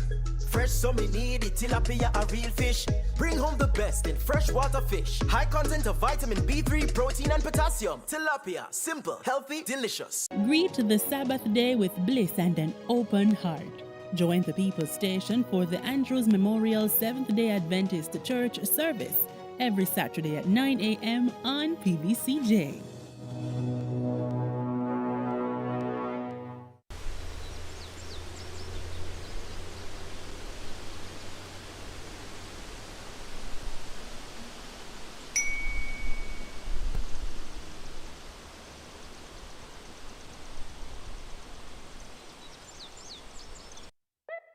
BGLC, the regulatory body. We regulate, you play without worry.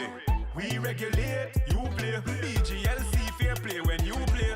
For the fun of the game, you know we're there. BGLC, keep it fair for the player. You play the game and we are the rules setter. Keep everything fair so the game play better. The Betting, Gaming and Lotteries Commission. We ensure fairness, integrity and responsible gaming practices. Keep the game fair and fun for everyone. We regulate, you play.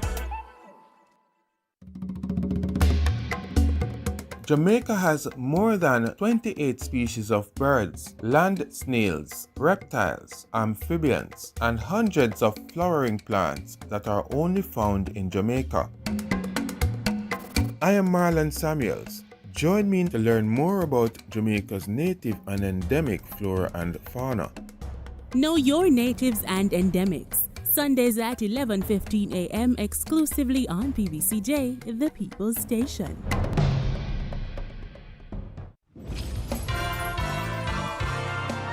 Breathe in the breath of life. Saturdays and Sundays at 7:30 a.m., Mondays, Wednesdays, and Fridays at 5:30 a.m. on PBCJ, the People's Station. The National Family Planning Board now presents a parenting tip from Ralph Waldo Emerson. Men are what their mothers made them. PBCJ's Studio National is an excellent soundstage with a reputation for producing superior acoustics. Equipped with blue and green screens, it facilitates digital insertion of visual effects and exciting backgrounds in post-production. Studio National is the largest drive-in studio in the English-speaking Caribbean. Yes, you can actually drive a vehicle right onto the studio floor. With over 4,000 square feet of floor space, the studio can easily be transformed. It has hosted a wide variety of live and recorded productions, including Digicel Rising Stars, Schools Challenge Quiz, gospel concerts, the TEF Tourism Debate Competition, and election night coverage. During the COVID-19 pandemic, it was a location for Reggae Sumfest and has hosted several reggae concerts, has hosted workshops, launches, town hall meetings, and over the years has been home to several TV dramas, including Oliver at Large and Lime Tree Lane. In addition to the rental of the studio, we can furnish a full crew to shoot and edit your production. So for your next major live or recorded event, or as a location to shoot films, programs, and commercials, PBCJ's Studio National is your best option. For smaller productions, you can book our more compact studio, Studio B. For bookings, call 876-665-7225 or email prod_pbcj@pbcjamaica.org. Come with us to Lime Tree Lane, where life is sometimes sour, but sometimes sweet. I was in the bar yesterday, trying to convert over two man, and my hand make mistake and bungs down them drinks. And the other one said to me, why if you right enough and you cut it off, boss? And same time, the two of them just hold me down and cut the hand. Have a laugh and settle into Lime Tree Lane. Join us Mondays to Fridays at 7 a.m. And when they done their feet for you. You understand me? No wonder the boy was having a high. No, come back here. Where do you think you're going? Bring it down. Let me go check in bed. Only on PBCJ, the People's Station. What a flow, what a flow. What a flow, what a flow. Come on. What a flow, what a flow. What a flow, what a flow. The water put it just like a freestyle. The lifeblood flow in my body. 1 mile. It's legacy. A beat that don't stop like Bob Marley say. One love on top. These sewage water out of sight, but it's always wrong. Don't lose the light. From factories and wells so deep. Cause mangroves and fish they weep. Green water for the garden, keep it green. Save the cash and the earth gets clean. We use the water with a mindful mind. It's out of sight but never far behind. In nature, the answers always flow. Like water running pure, the cycle grows. It renews itself, same drop, same beat. It's all good, man, you got the heat. Water flow. No clean water, no pipes we grow. Protect our water, protect our future. Time to go.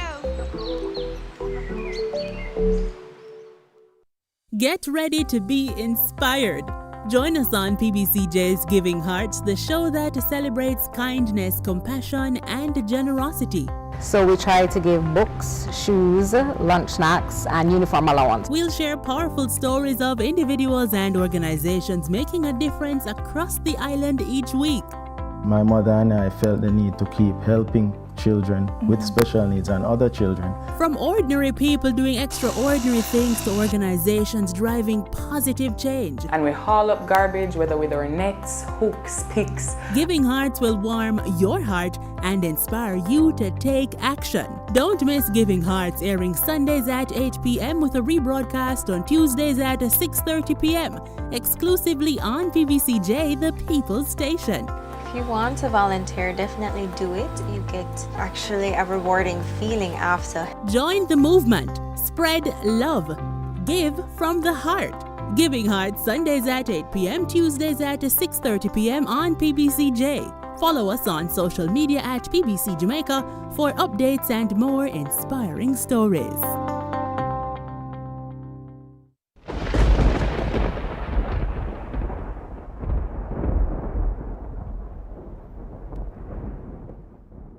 The hurricane season runs from June 1 through November 30. It normally peaks between August and October. Be prepared. Secure the outside of your home. Check the roof of your house and repair areas that might leak. Also, make sure that zinc sheeting is properly fastened.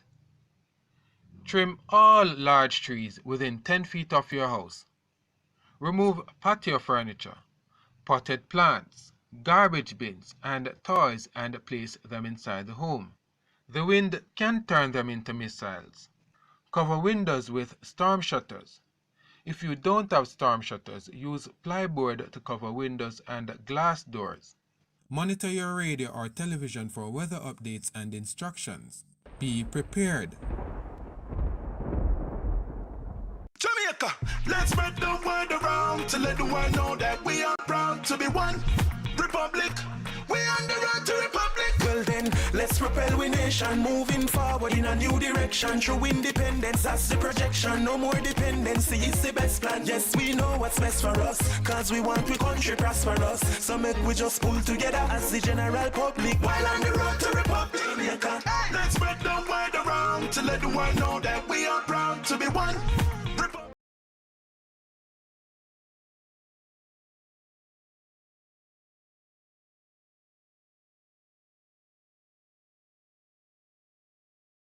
For TV and nationwide covering the race to 32, the 19th general election since 1944, where based on how the numbers are from the EOJ, the JLP is set to win 34 seats, the PNP set to win 29. Among the 29, the PNP looks set to win the Southeast St. Catherine race between Dr. Alfred Dawes and Robert Miller. Miller won in 2020. Dawes has clawed it back for the PNP. So that one is in the orange column. The race is, as we said, 34-29, and there were some adjustments to make, but not to change how the seat makeup is looking, because the seats that we declared were being led by a particular party. So the 34 seats that we say the JLP have, those are either seats that are leading by significant margins or have been declared for them already preliminarily based on the counting of the boxes, and the same thing is true for the PNP. So 34-29, we have. Chevon Campbell is at PNP HQ. Chevon, what's happening there? Good evening, George, and good evening to your panelists as well as our listeners and viewers. I am at Old Hope Road at the PNP headquarters, where the mood has become quite muted. I should say it's quite the tale. When I heard that Nationwide had called it, the people outside were still quite jubilant. Obviously, they're watching a different channel up here at Old Hope Road headquarters, and they were quite jubilant well into around 10 o'clock when it seems the other channel came to what seems to be the conclusion Nationwide had come to long before, and the people started filing out, and the jubilation came to an abrupt end. Any party bigwig that you have seen at Old Hope Road, beg your pardon, as the comrades digest this election result? Now, in the last election, 2020, the Jamaica... As I understand it, Mark Golding is here himself. I saw Dr. Dayton Campbell coming in a short while ago, along with Patricia Duncan Sutherland, Colin Campbell, and Donna Scott Motley. Those so far are the individuals I've seen. Usually the band is struck up at these occasions, Chevron. Is there music? Is there any revelry or festivities at Old Hope Road at this time? No, I think these are the declared seats. Well, as I said, George, until around 10 o'clock, it was quite a jubilant mood here. As the results came in certain seats, there was quite some raucous cheers. But as the other stations to the conclusion that Nationwide came to, things became muted, and you could see the concern on the comrades' faces, and the people have started filing out. Any idea what time the comrade leader will address those who are still at Old Hope Road? We're inquiring as to when, but it's uncertain as to when we will hear from the comrade leader. He's still inside, probably conferring with his team, so we await that information. All right, Chevron, it's perhaps a challenge for you to hear, notwithstanding the muted scenario at Old Hope Road. But the PNP digesting falling short in a gallant effort, it must be said. But the ground was just too much to make up. We ran out of room, and they stay at the racetrack. Yeah. Can we go to Southeast St. Mary, George? Oh yes, let's go. Yes. Let's go to Southeast St. Mary. Southeast St. Mary, based on what we're seeing. Well, before you go there, the screen is showing popular vote, Sandri. So I'll come to you when Southeast St. Mary comes. The popular vote, 398,842, 404,953. So nothing much in it. Nothing much in it. It's as predicted in many quarters that it would have been a tight race, and that's what the popular vote is showing at this time. Yes, Southeast St. Mary? Yes. The numbers we have here for Chris Brown, 6,642. For Dr. Norman Dunn, 6,631. That is an 11-vote victory for Chris Brown. And of course, we expect that magisterial recount for this seat as well, alongside Kingston Central as we've seen it. But this is a seat that we expected to be close, but this victory is indeed a good one for the People's National Party, one that they weren't so sure about, I would say, but one that they came away with. And of course, we want to see what happens after the magisterial recount. But that's Chris Brown for the People's National Party for St. Mary Southeastern. Did he lead all night in that seat, There's an independent. Was there an independent? It's 49.9 to the independent made a difference. With 26 votes from the JP. He made a difference. Wow. So he may have been the spoiler, the fly in the ointment, as they say in racing terms. Jahil, does this change the seat count from 34-29? No. Yes, we have it at 33-30 Oh, now. 33-30. 33-30. Yes. So 2 recounts go the other way and the PNP will win. It could very well be. Huh? As close as 2007. Yep. Yeah. 2 recounts go the PNP way, and they could be government. Or it could go the other way. Burchell in South St. James. South St. James. Yeah, close. Yeah, but if the JLP gets 34, it doesn't matter. The PNP gets 32, it matters. Yeah. Yeah. So it's 33-30. So that's what the electoral map looks like at this moment in time. Everybody now is just focusing on one seat, West Central St. Andrew, and wondering why is it taking so long to finish up the count. It's not moved from, what, 87% For about the last hour or so, we've been waiting on the seat count to move, but no give in that battle between Paul Buchanan and Andrew Holmes. Is losing. That is what is happening. Oh yeah, that's what your sources tell you. Prime Minister is losing over there. He's lost? He's lost it? He's losing over there. Anyway, so at 33:30, at 10:21, we're waiting to hear from the PNP headquarters, yes, where it is expected that we'll hear from the opposition leader, and from the JLP headquarters, where we'll hear from the Prime Minister. I suspect we won't hear from the Prime Minister until his seat is declared. No, you can't. If he loses his seat, he's not the Prime Minister anymore. 207 votes separating Burchell and Davis. So that's outside of a magisterial recount. Yeah, it's hardly likely, very hardly likely that will be affected by any recount. In Northern Clarendon, Sibley's and Wavell Hines. Wavell Hines leading with, well, Wavell Hines leading with about 3 boxes. So can we see Northern Clarendon on the screen? That one. And what happened to Hazan? Let's see Northern Clarendon, please. Comfortably. Okay. Let's see Northern Clarendon. What's the closest JLP win? Northern Clarendon. So look at this. 97 of 100. So 3 boxes to go. Sibley's 5,541, but he's short 222. 222 short of Wavell Hines with 2 boxes to go. Everything to play for when those 3 boxes are counted, rather. 3 boxes to go, and Dwight Sibley's just over 200 votes shy of Wavell Hines' number. And have we seen Trelawney Southern? I think we haven't seen Trelawney Southern in a bit. Let's look at Paul Patmore and Marissa Dalrymple for Philibert. Well, interestingly about that seat, George. Yes. And Cliff. Paul Patmore seems to be putting up some numbers. I mean, if you compare to the last election, it's a seat to watch, I would say. A seat to watch. Well, that's why I want to see the numbers. Can you put up Trelawney Southern? Wickham lost it, not? That race was yes. I think he did lose in Northern Trelawney. Are you sure? Let's take them in order. Let's take them in order. Can we do South Trelawney first and then go to North Trelawney? Yes. Let's go to South Trelawney first. 33-30. The Prime Minister seat in which column? It was in the JLP column. It will be in the PNP is leading there, so the PNP column. Yeah. Okay. Paul Patmore, 2,608. Dalrymple Philibert, 2,823. 44 of 96. It's counting rather slow in Southern Trelawney. Yes. Less than half of the boxes. And this is in the JLP column. Yes. If he flips it, it's 32-31. Yeah. There are still some possibilities. But several boxes to go. Is Wayne at EOJ because maybe that map is more advanced than what we're seeing here? Yeah. Let's get Wayne Walker to look at the board and tell us. Well, let us put up Trelawney Northern. Yes. Yes?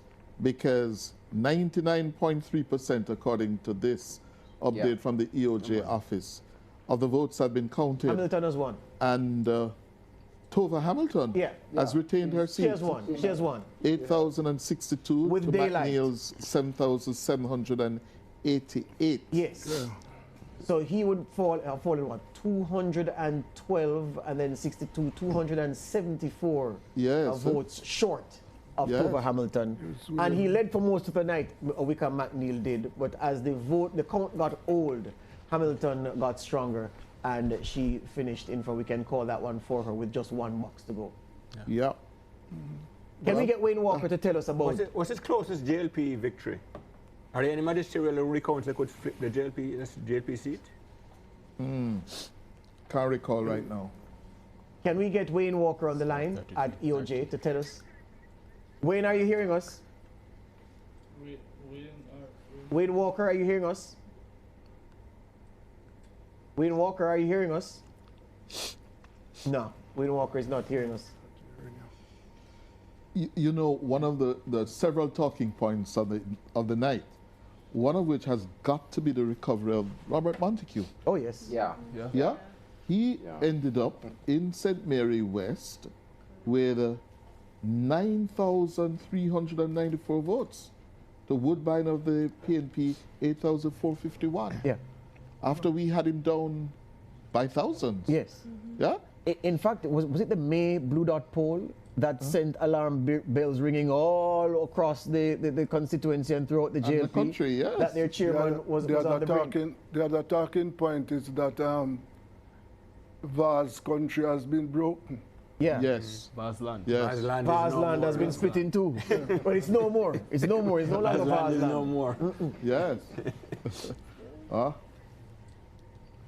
Okay. All right. So just looking at the race between Crystal Lee and Gabriela Morris, Crystal Lee confirming Crystal Lee's success there, confirming Montague's victory. Robert Morgan beating back the challenge of O.J. Dixon. Dayton Campbell taking care of Daniel Lawrence in Eastern Westmoreland. Have we gotten any updates, George, on West Central St. Andrew? No, which is why we're trying to get Wayne to tell us if the board has shifted. Yes. Wayne, are you hearing me? Wayne Walker? Wayne Walker, are you hearing us? No, he's not hearing us. But let me ask you, Desmond and Kevin, the morning after, 33:30, yeah? Wayne Chen was speaking to the future of the government. Yes, it's going to be the shortest honeymoon. Yeah? But let me ask you this. What of the opposition? Personally, it's a pretty good result for the opposition. When you come back from 49 seats and cut it to 33, I don't think anybody can say Mark Golding has not been a successful leader. I think so too. You didn't win, but He you brought them right back them to the brink of victory. Of course, I don't see you gain 16 seats. How can you not be a success? Yes. So I don't see that there will be any moves to move Mark Golding. Yes. And this reminds me of what happened in the UK with Jeremy Corbyn and Theresa May, where the Labour Party was significantly down, thrashed by David Cameron's Tories. And then when May called that snap election and Corbyn ended up overperforming as opposition leader, resulting in a hung parliament, don't forget, and his stock soared. And the Labour Party in the UK dispensed with the tradition of ditching the party leader who led them to electoral defeat. Corbyn stayed on. Turned out to have been a bad decision, but just to say that there was no grounds to remove him because under his leadership the party was significantly stronger in Parliament than it had been before the election. How many leaders of either don't know the history have gained 16 seats for their party? That's tremendous. Yeah, maybe the only leader to do that. I don't know. No, Seaga did that. And I'm asking, but 2007 when Bruce Golding won 30... No, it was 26, 32, 26. It wasn't that big a jump. Seaga did it for sure. No, so I'm saying, in 2007, when Golding won, the JLP won the election with 32 seats, or 33. Yeah, but they had only... So before... In 26 before. In 2002, 26. Okay, so moving from 26. Maybe Seaga is the only other man to do what... Wayne Walker is here right here. Wayne Walker, are you here? Wayne Walker? Wayne Walker, are you hearing me? To that funny though. I don't know why we try to do this. Yeah? Have you tested it before we try again to bring him in, please? I want to get back into that conversation though, George, about what Kevin was saying about the leadership of the People's National Party and bring Said in, because Said is with me now. I would say we have to look at context, because despite that great acclaim that some will give to Mark Golding, now seeing that the 16 seats are now over in the PNP's column, we cannot lose the context of the COVID elections. We can't lose the context that what we're seeing now resembles so much of 2016. Strong point. So when you look at that, you know the base was always there, but there are many factors in 2020 that led to that landslide for the Jamaica Labour Party. What are your thoughts on that, Syed? Well, I mean, that's an excellent point. I think... Can we take this update from the Prime Minister's seat, Syed? Sure, Sorry please. Oh, absolutely. We must take that update. Can we take this update from West Central St. Andrew? Let's go. West Central St. Andrew, everybody has been asking me. So 93 of 105. Holness now has poached a lead. And this looks to be all over by the shouting, because the Civil Rights Gardens boxes, we were told, were not yet counted up to 87 of the boxes, of 87 of 105. Now those boxes are coming in. This is what Cliff always says. In the Politics 101, he says, look, don't get excited until you know where the boxes are coming from. And so the Holness supporters, and there are many of them fretting. One woman messaged me to say she was having diarrhea. Yeah? Holness now 5387, Buchanan 4904, And I tell you, it doesn't matter what happens from here on in, Paul Buchanan will not have to buy a drink for a long time in any PNP bar or establishment because he's going to have drinks galore for the performance that he has put up this evening. Box office performance. Does it move the JP back to 34? No. No, because yes, it does, because this was one of the seats the PNP was leading in. Oh. Wayne, are you at EOJ? It wasn't projected though. Are you hearing me? Loud and clear, my brother. Look at the board and tell us, what is West Central St. Andrew saying? Is it different from what we just said? Go again, for which one? Is West Central St. Andrew, what is the board saying at EOJ? For which of them? West Central St. Andrew, the Prime Minister's seat. Oh, 83%. West Central St. Andrew is 92% of the votes counted. The 5,989 for the JLP, for the PNP 4,923. So still 23 vote and 900 more. of the votes to be counted, and the Prime Minister surged ahead. Hold on, go again, Wayne. 5,989 and 4,923. 5,989, right. Yeah, and then 4,923. And it's only 92%. Well, 90%. So he's leading by over 1,000 now. Yes. Yes. Yes. So yeah. So it's okay. Yes. It's safe. So those who are fretting that the JLP would win and we need a new prime minister can stop fretting. No. I mean, it does make for good box office though. Go ahead, Wayne. Go ahead, Wayne. It looks like he's leading by 1,066 thereabouts. Okay, what I want to know before I give it to Saeed and Suel and Sandre, the S's, let me ask you this, Wayne. Look back at Southern Trelawney, because the number we were seeing showed a very slow count of boxes. I can't believe that less than half of South Trelawney was counted at that point. What is the board telling you about Southern Trelawney? Not seeing it on the board at the minute, but the last time I looked at it was about 2 minutes ago, and it's about 46%, which was kind of strange. Yeah. And at this time of the night, only 46% of the votes were counted. I was just wondering what was happening there. So Sandre has an update. Go ahead, Sandre. Hold on here. I have it 6,800. Oh, it's done. Yes, it's done. Yeah, it's done. Marissa Dalrymple Philibert, she is returned to Parliament, and she got 57% of the votes, with Paul Patmore getting 5,215 votes, 43% of the votes. All right, so Saeed, just before you come now, can our graphics people help us? Because at the point where we had 33-30, the PNP was leading in West Central St. Andrew. So that now needs to read 34-29. Yeah. That adjustment needs to be made on screen. Saeed, you're saying? Yes, well, we were talking about what this means for the People's National Party going forward as it relates to, do they keep the leader given the performance of the opposition, or do they go for a change? Well, a couple of things to consider. First of all, to go through a change means new organization, doing over the work again, reuniting the party again, and all of that. It might bode well to keep some momentum. I mean, gaining 16 seats, coming out of COVID, coming here 2025 is no small feat. That's one. Two, the work done by the General Secretary Dayton Campbell to reunite the party and galvanize and organize and get the party to this stage, again, coming from a majority of 49-14, is commendable work in the circumstances. And so it's now for the People's National Party to consider. Do we give ourselves, or think that we have a better chance with going with a different leader, or do we say no, we want to stick with the leader that they have now and go through the tape and see what the next election bring? Again, interestingly, the Jamaica Labour Party, they have to now say, we have a leader who has won us the third term. What is going to happen? We've never had a leader going 4 terms in Parliament. And so what does this look like for the Jamaica Labour Party? Are they now gathering themselves around to say who will get the nod to be the next leader? Will our Prime Minister stay on, and will our leader stay on for a 4th term, an unprecedented 4th term? Again, depending on how that plays out with the Jamaica Labour Party, the People's National Party might want to give it a look to see, do we then prey on the fight that might happen in the Jamaica Labour Party for the next leader or the new leader to come, or do we hold steady and see what comes to the fore. I think it's an exciting time. Hold on, one of the hosts want to challenge what you've said, Said. Yes.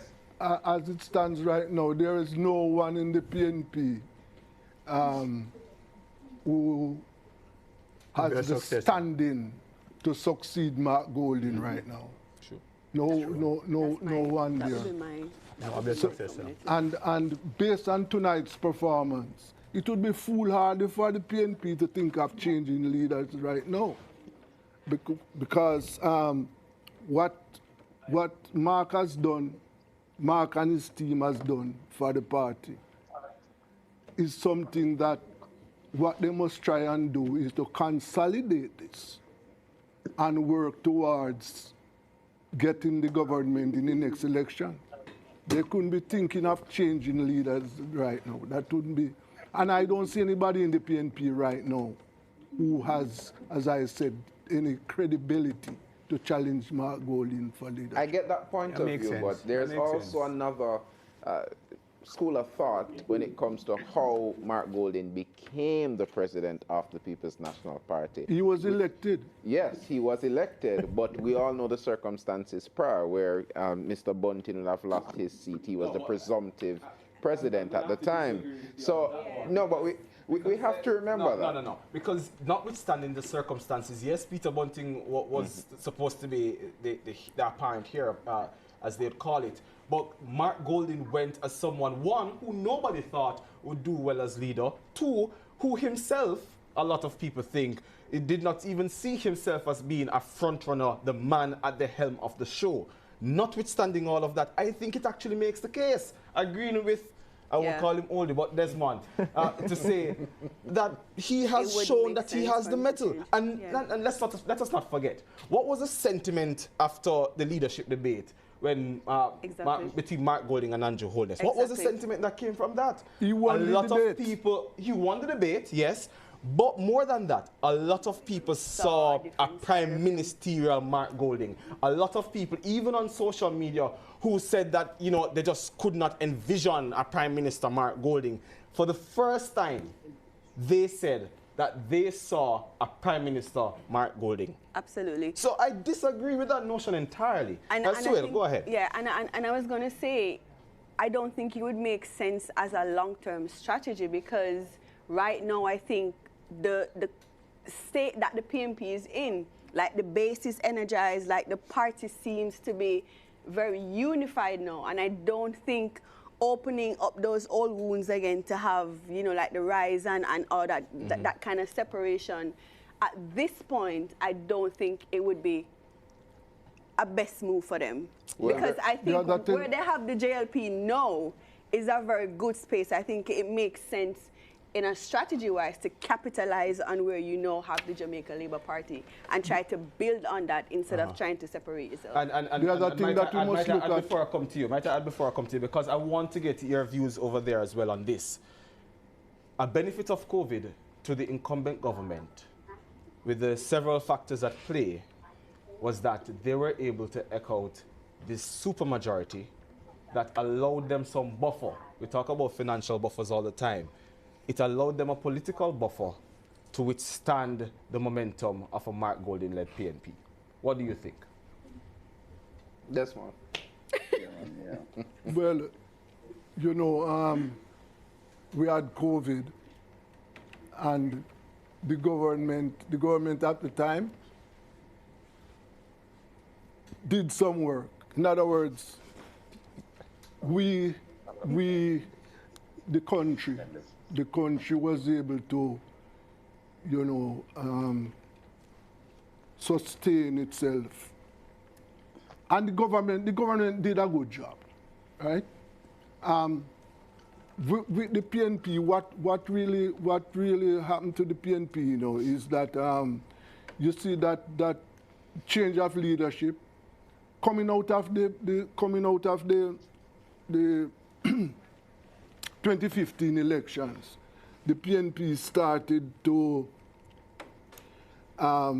whittle changes. For example, one of the things that people are still asking, well, people are asking me, what happened to what happened to Sister P? Right? So the point I'm making is that coming out of the 2015 elections, the PNP started to whittle away. And of course, the leadership changes divided the party. So that gave the JLP, the JLP capitalized on that because they had a weak opposition. And as we know in Jamaica, a divided opposition can't win an election. Well, it has not won an election while it is divided, right? So I would say that I would say that yes, the government benefited from the way it handled COVID and the division in the opposition. Government benefited from that. But one of the points that we must raise now, the JLP has won this election. What the cabinet is going to look like? We need to get into that conversation, but I'm hearing the producer say that we're going for a quick break, and then we come back to that very important conversation. So we're going for a break. Stick with us. There could not be a third term without an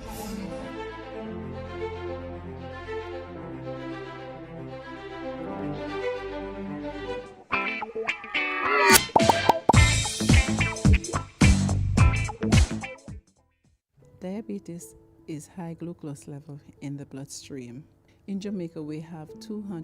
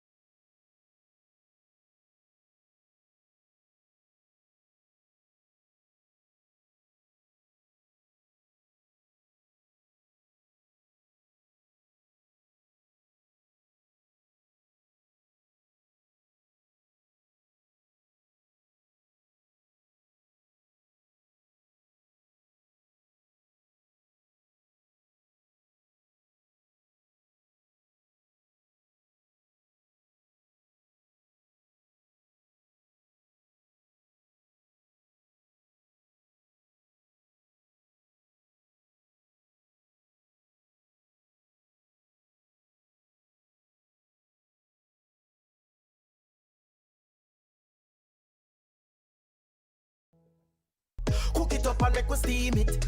Fresh so me need it, tilapia a real fish. Cook it up and make we roast it. Farm fresh so me need it, tilapia a real fish. Grow smart at the best part. Food for thought so me have to eat smart.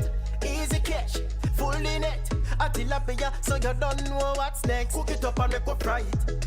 Fresh so me need it, tilapia a real fish. Bring home the best in freshwater fish. High content of vitamin B3, protein and potassium. Tilapia, simple, healthy, delicious. Greet the Sabbath day with bliss and an open heart. Join the People's Station for the Andrews Memorial Seventh-day Adventist Church service every Saturday at 9 a.m. on PBCJ.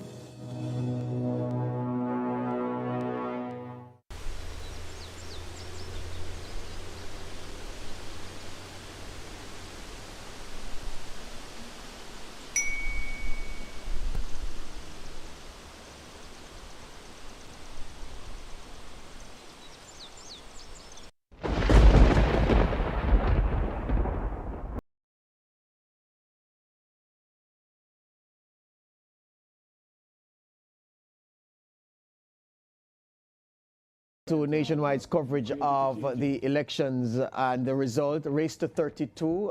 The JLP breached the 32 barrier. They have 34 based on the preliminary count. The PNP 29. And it looks as if that's the result that will hold because there is no seat that is outstanding that will materially affect the makeup right now of We have a couple of 3429. recounts, That's to come. That's to come. May we also say, Asandre, Suel, and Saeed, that Dr. Horace Chang, I know there's a question you want to come back with, and I know you note that question, but I want to put this in the mix. Dr. Horace Chang, as General Secretary, the number of elections he has won, because we tend to forget the local elections. He's won 2 of those, November 2016 and then February 2024. And you add 3 general elections to that, 2016, 2020, and now 2025. It would be remiss of us not to acknowledge his work in a very, very difficult chair, not only as General Secretary, because unlike Dayton Campbell, who had the freedom of the General Secretary's role to be the real CEO of the PNP, Chang had the Ministry of National Security to manage as well. Yeah, I want to come in on that, George. When you look on the work of Dr. Chang as Gen Sec, we do have question marks. Why do we have question marks? We have question marks because, of course, a lot of people across the country are saying the JLP took a while to get themselves together and ready for this election. But despite the fact that those question marks exist, there are some key areas where a particular move was made and you saw that it was a chess move. You realize that with Audrey Marks coming into that seat in Manchester, that was a chess move. You saw what happened when there was some kind of tussle in the St. Andrew seats, and you saw where, you know, Chang stepped in and the party kind of kept that united front. So the electorate, the perception is always important in politics. So the electorate would have looked at that and said, they are still united. So you give Chang his kudos. You give Chang his kudos for staying the course, being in the chair. Some people might not agree with his methods, but of course his methods has worked for the Jamaica Labour Party. It has brought them to victory, and it has brought them to victory again. Maybe not exactly the victory they probably would have planned out or penciled out or put on their whiteboard, but it is a victory nonetheless, and an unprecedented victory, a 3rd term, and you can give Chang his flowers. You can make him a super deputy prime minister now, Mr. Prime Minister. I don't know what you're going to do, but you know, you can give him his flowers. Ricardo Brooks is standing by with Dr. Horace Chang. We're speaking of Dr. Horace Chang. Ricardo has him at Belmont Road, the JLP's headquarters. Ricardo? Good evening, George. Good evening to the viewers and listeners. I am here with the country's Deputy Prime Minister, and I think it's fair to say the most successful General Secretary of any political party in Jamaica's history. Dr. Horace Chang has led the JLP's machinery now to a 3rd consecutive victory. How does that feel, sir? Very good. This is a tough one, but we had to be the response very well. But I extent we have been very strategic. We had an excellent campaign, so that complement the work of being and I was able to do that. I constantly agree with talent in terms of getting the party just to keep together. But the concept is very strong, and unless you can accommodate that and allow the connection to go in the same direction, you're able to do that. You have a very capable and respectful leader. I think this victory really affirms that they're one of the best cultures in Jamaica. Came under a lot of personal attacks and faced a lot of challenges. The pandemic going through COVID-19 was a miraculous activity. It was the worst pandemic. It's your 100 years experience, no track to follow. Instead, you don't track and go through successfully. And put them from job and the population restricted this. It was still difficult because difficulty that existed before we made out of it. The bad was not survive the capital door of work and university exists in the short term. But we were able to put together and start the process of building and stabilize the country. We gave additional equipment, gave a very responsible for himself national security. And with his support, we were able to make the investment in the security force that gave us some very powerful results. I think that really establishing a right trust with the population that the government will get the job done in Jamaica better peace. for the victory. Credit for that 9 is what seems to here now. That's a good victory in the third proportion. Same people, circumstances they have one in terms of their deterioration in infrastructure, example. I think we can leave it there. The audio is very challenging. I'm struggling to hear. I'm struggling to hear what he's saying. Yeah, we have to abandon that. The audio is just not working with us. And Kevin, you did ask which of the seats the JLP would have lost by a very thin margin? No, won by a close margin. For any recounts. Okay. Is there any chance of any recounts for the JLP seats? Yeah. The closest one I have is Manchester Central. How much is Rhoda? 182. He's talking about double digits. No, but that's a close. That's something that Said and myself, I'm pretty sure we have some interest in Manchester Central, and here's why. A lot of persons were looking at Manchester Central and thinking that seat was just because of COVID. Yes. But there's a trend in that seat that a lot of persons weren't looking at. If you look at the trend, you look at Danville Walker when he contested, it was razor thin. It was pretty close. So if the work that Rhoda Moy Crawford posts on her social media is true, if it is to be believed, I am guessing that she would pick up some votes somewhere along the line. And that is where that 182 you said it was? Yes, that's where that 182 would possibly come from. But I think what we should be looking at, though, what was the vote tally she polled in 2020? All right, one sec. Let me get she that for you. polled just over 8,000, almost 9,000. She didn't make it to 9,000. No, she didn't make it to 9,000. 8,140 in 2020. Exactly. She pulled those votes. So almost 1,000 more. The key point. Yeah. She increased her vote count by almost 1,000 in this kind of environment. Yes? And I think that is where her political credit should be tagged. True. Yes. In PNP went up 2020, 2,000 and still Bunting got didn't win. 6,989. She increased 1,000. And the PNP vote went up from what to what? Like 2,000. 6,989. Yes. And it is now 8,916. So the PNP went up 2,000. Its vote count, but she went up 1,000. I tell you, she is proving to be a political infighter. Cliff, she has established herself on the scene as a politician, not just for now, but for the future. Yes. Because in order to win that seat, to then retain that seat, that says she must be doing something right for the people of Manchester. And remember, the PNP boasted that they had regrouped around Mitchell. Skeng was on board. Skeng was on board, and she fought that off. Yep. Can I say something too? When it was close. And tell us you're from Mandeville. Right. When it was close, somebody who knows Mandeville well say, yeah, she look like head, she's going to look at Belfield, don't come in yet. She has established, the PNP established like almost a garrison like all of Belfield. And she broke that. Yeah.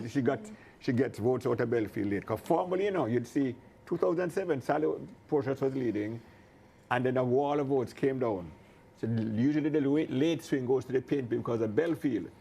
Rhoda has clearly changed the map. You got to give her credit. She's a young lady, but she's as tough as nails. Another one that we need to pay attention to tonight, because there are some casualties and there are some real winners tonight. Tova Hamilton. In Northern Trelawney. She was written off up to 8-10 months ago as being good as dead. Yeah.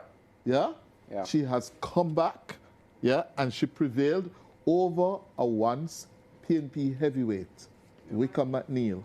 A political stalwart, Cliff. Yes. And he polled really, really good numbers as well, which means Tova Hamilton really had to pull out votes in the nooks and crannies of Trelawney Northern in order to beat Wickham. Wickham literally would have risen as it relates to his own political standing in Trelawney Northern. He battled hard, and it was close enough, but she established herself as well. We spoke about Favour Williams earlier, but look at the scene now where the female politicians are concerned. Yeah.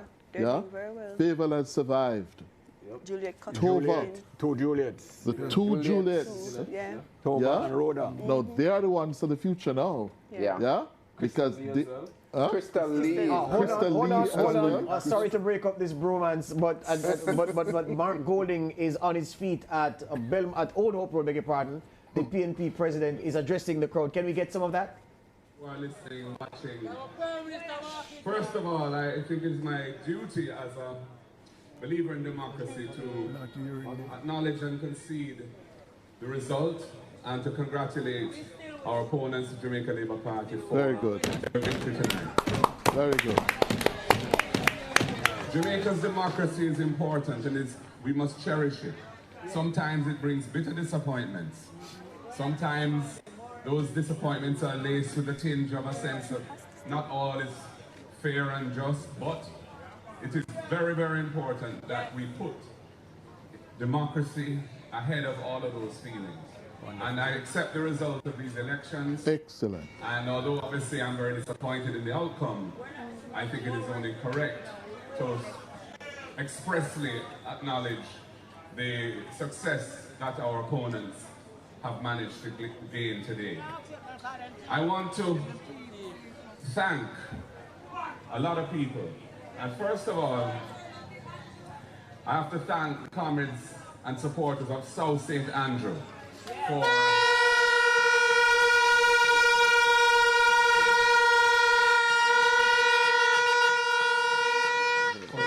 standing with me, for coming out today in their numbers, and for giving us a decisive victory in the constituency which I have the honor to serve.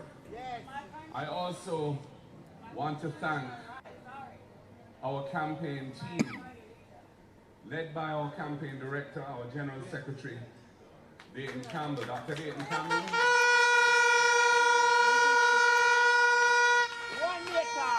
Also, a newly minted member of parliament, congratulations to him.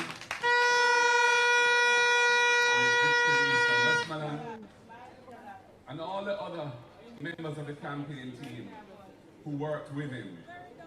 There are a number of names there. I don't want to attempt to go through all those names because I'm going to probably forget somebody and then I'll regret it. They have done a tremendous job. The communications team, I want to thank them publicly for what they have done. And that is a night and day kind of job. Starts very early in the morning and goes on till late at night. So their commitment to the task at hand is remarkable, and I want to thank them deeply for it. All of our candidates who ran in this election and their campaign teams, I want to thank them for their effort, for their commitment to the country, to the democratic process. I want to, of course, congratulate the 29 who have been successful tonight, and we have more than doubled our number of MPs tonight.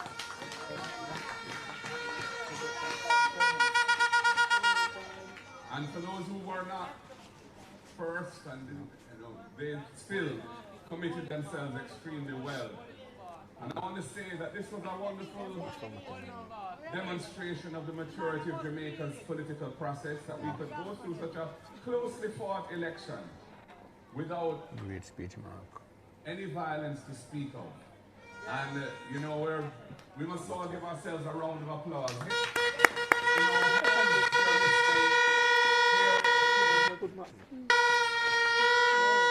Because that was not always the case. And I want to thank all of the pioneers who led that process to where it is today, where I think we can safely say that Jamaica is a place that really cherishes and respects the democracy that we have built. I want to thank the people of Jamaica for having received us so well and having given us hundreds of thousands of votes and given us 29 seats. We don't take that for granted. We thank you for your time today. I know the voting was often painfully slow, and that's an issue which more will have to be said about, because it's an undemocratic situation when people, elderly and other people, have to be in the hot sun lining up to vote for sometimes hours, and it should not be that way. we should do better, and we have to do better. I must tell you that I'm proud of the platform that we put forward for the people of Jamaica.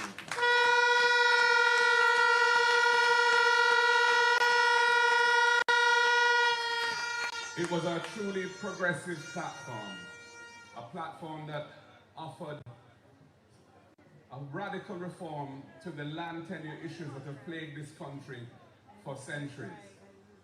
A radical platform that would have enhanced the standard of living and quality of life of those working families that are struggling to survive now by giving them significantly lower tax burdens on their income.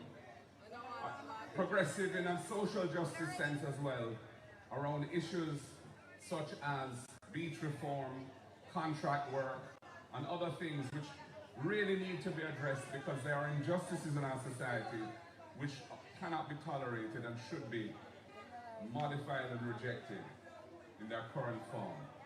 So I just want to thank all of the team that came together and developed those ideas and put them forward boldly and without reticence. And I think that for many Jamaicans, they saw the benefits and the power that that platform and those ideas and proposals would have delivered. So ladies and gentlemen, for us it's a difficult night. This is not an easy speech to make. You know, one doesn't want to,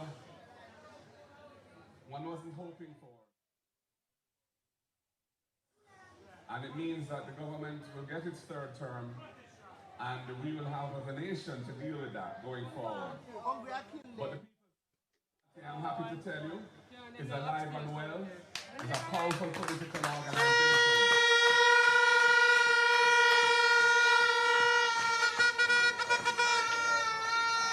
And has embraced modernity in its methods and has definitely, I think, over the last few years, come a long way towards being a competitive political force in Jamaica.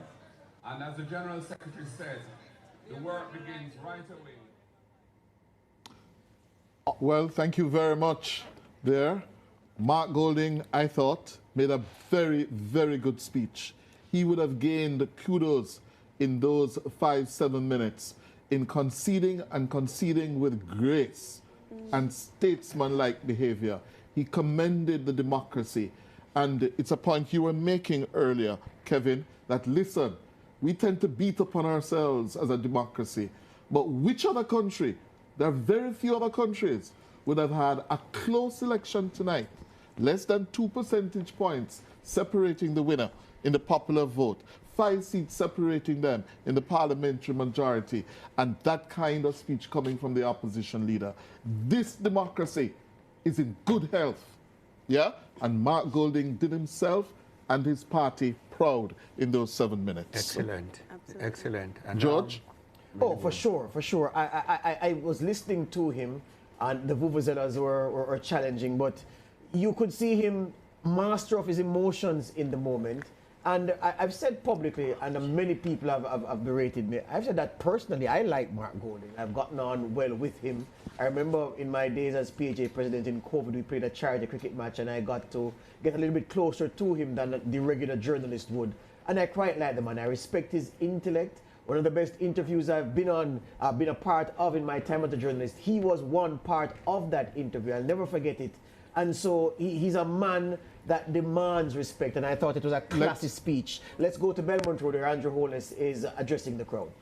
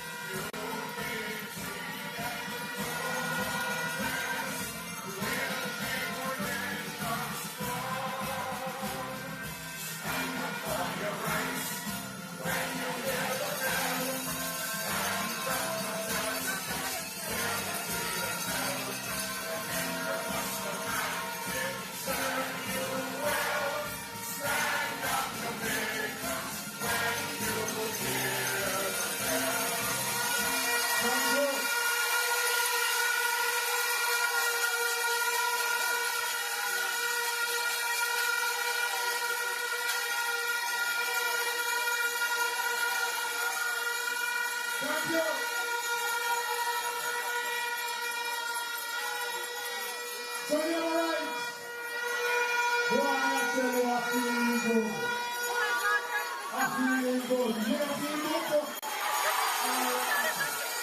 Let me know. Bring up to the microphone.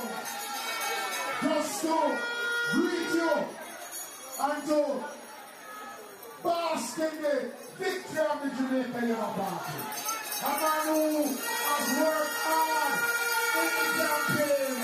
A man who won by over 10,000 votes. Dr. Andrew Ricky.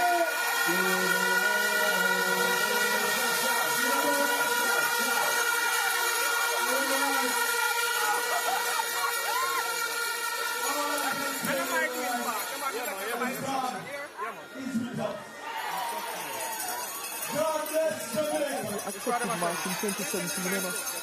That's why we never have a problem. Yeah, right. We are grateful for the support of this campaign. We are grateful, everyone, for the support over the years, and in particular, the last 9 years.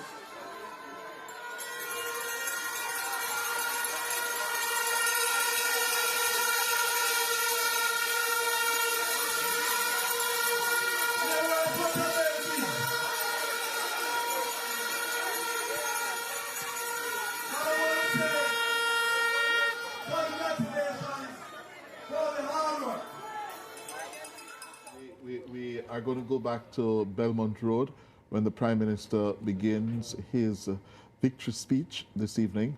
But just to canvass the views of Kevin, Desmond, Mark Golding's concession speech. Wonderful speech. One of the best concession speeches I've heard. He celebrated the people. Mr. Golding, lose the fake patois. You're statesman-like. People love that. The debate and here, people don't like the fake patois. But I'm going to say this. Isn't it remarkable? Mark Golding is a full white man. Not even part like Siaga and Manley. Michael had little non-white blood. Full British Jew in a 90% black country.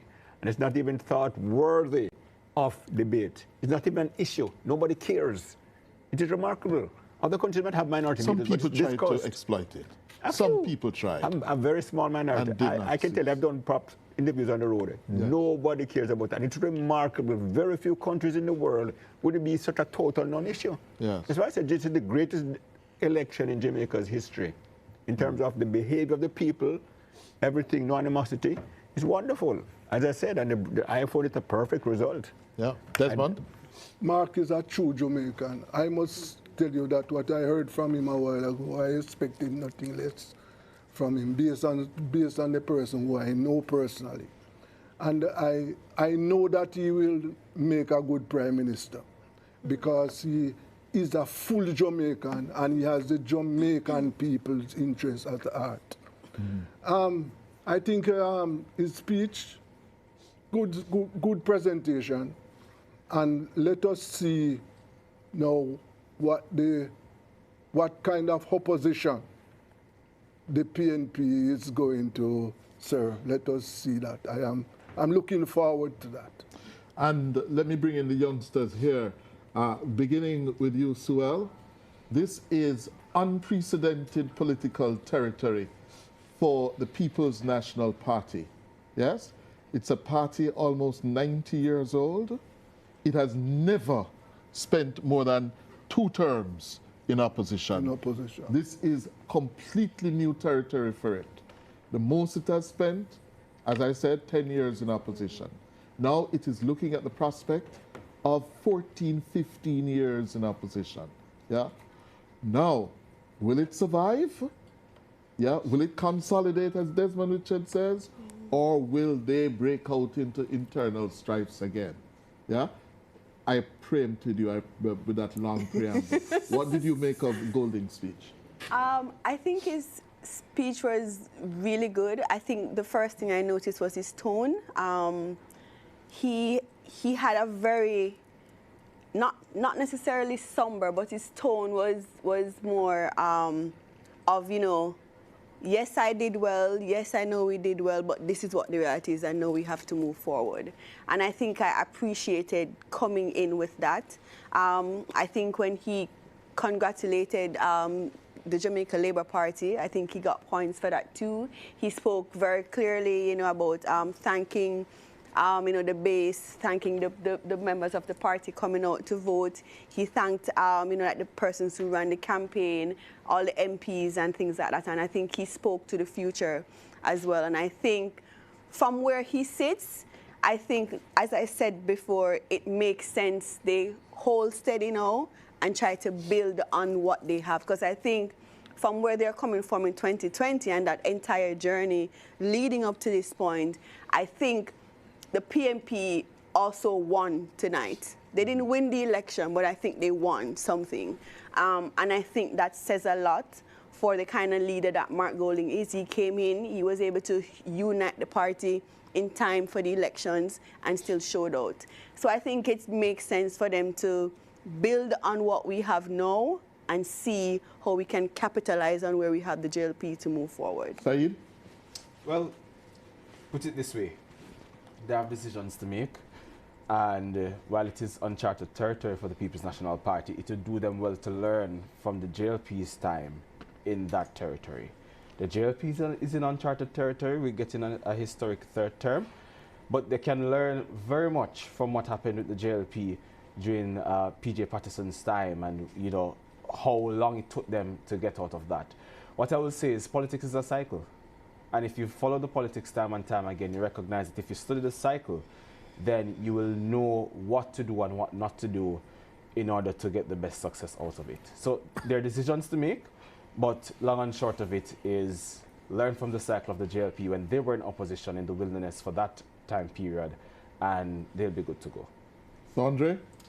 Great speech from Mark Golding, and it gives the impression of what is to come for the PNP. Of course, 29 seats, if it holds, barring magisterial recounts, 29 seats, as he said, that's more than double of the seats that they had before, which means it was a really good showing. That means the PNP now, they have that opportunity to not only look into themselves, but look at the talent in and around the space, people who would have run, people who have served in the Senate, and see where those people are best placed to continue building on that momentum. Because whether persons like it or not, whether you are a labourite or comrade, it's always good that we have a good opposition in a democracy.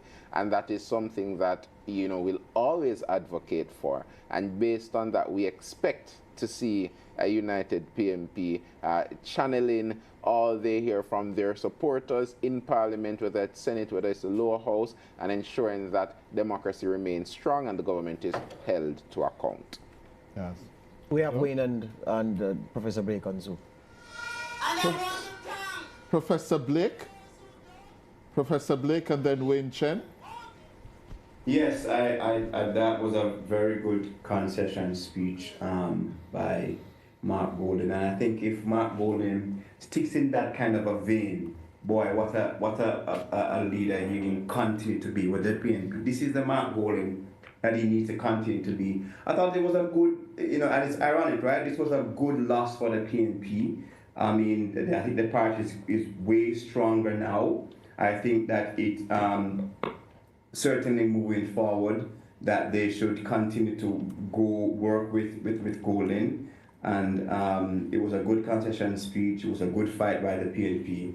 And I think that they will continue to keep the governing party accountable. This is also a win for democracy, right?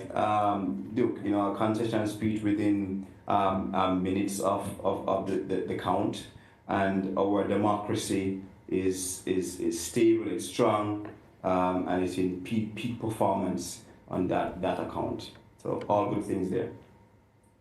Wayne? One of the hallmarks of a successful and mature democracy is when the loser accepts the results of the poll and does it quickly. Tonight we had an election that was decided by, again, a small single-digit thousands of votes. There are seats that are within some by a dozen, some within 100. So it's good that there is a quick concession to avoid instability after, as we have seen happen in other countries, and almost happened in Jamaica, at least on one occasion. So it is a good and gracious speech and concession to show that our democracy, as we have been saying all night, is in hale health. Going forward, we have very interesting days ahead. The proportion of women, just to give an example, in the 34 winners, I believe about a dozen are women. It's the highest proportion we have ever seen of female representation in the governing side of the House. I know the number might have not hardly changed since the last, but we're moving from 49 seats to possibly 34 seats. Also, I believe the outgoing and incoming Prime Minister, the same person, Andrew Michael Holness, had asked the newbies, the first-term members of Parliament, to stay in the field and represent. I think that many of them have served their term now and have some expectation of being in the executive, which creates a dilemma going forward, because with a smaller parliamentary group, many of them moving into the executive also puts, as we have seen with the narrow victory, the representation side on a very thin edge. So there is a lot of dilemmas to be solved going forward. It's new and exciting time. As I said earlier, the opposition benches are now full of tireless people who will get on their feet and speak out. So the government is going to be, with its short honeymoon, it's going to be a very interesting period for Jamaican governance going forward from here. Mm-hmm. George? Well, a new day, a new government, which is the old government, the argument settled at least for the next 4 or 5 years. The country can move on, the country gripped by what almost was a soap opera of daily episodes, daily unraveling matters brought to the fore. I'm very keen to see, and that's what I've been here contemplating quietly, I'm very keen to see the approach taken by the Mark Golding PNP, have to say it that way because that's what we have now, to this issue of the Prime Minister's outstanding statutory declarations. We all knew it was an election-winning approach that this thing was treated with or taken as. Do they dispense with it and settle down into opposition, or do they continue to ride it, continue to finish the job that they have started? And I heard one analyst say earlier today, and I quite agree with her, Swill Anglin, saying that the Prime Minister, if not mortally wounded, had been scarred, obviously not mortally wounded, but scarred by the constant, the barrage of accusations and claims. And then it is this Parliament which will have to preside over how the Integrity Commission is shaped going forward. So the same men who outside of the House of Representatives, certainly Dayton Campbell outside of Parliament, Bunting outside of the House, they come back, they're sitting in the House now.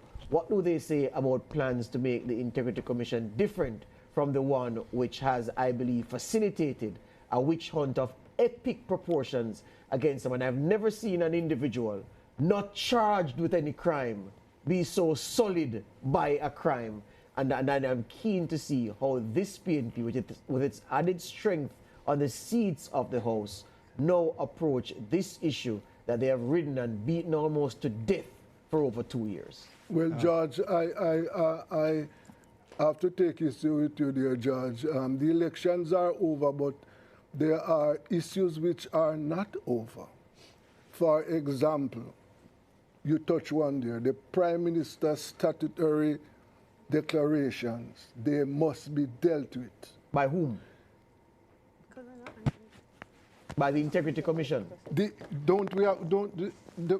Listen, when you say by whom, you know, we have an Integrity Commission, yes, right?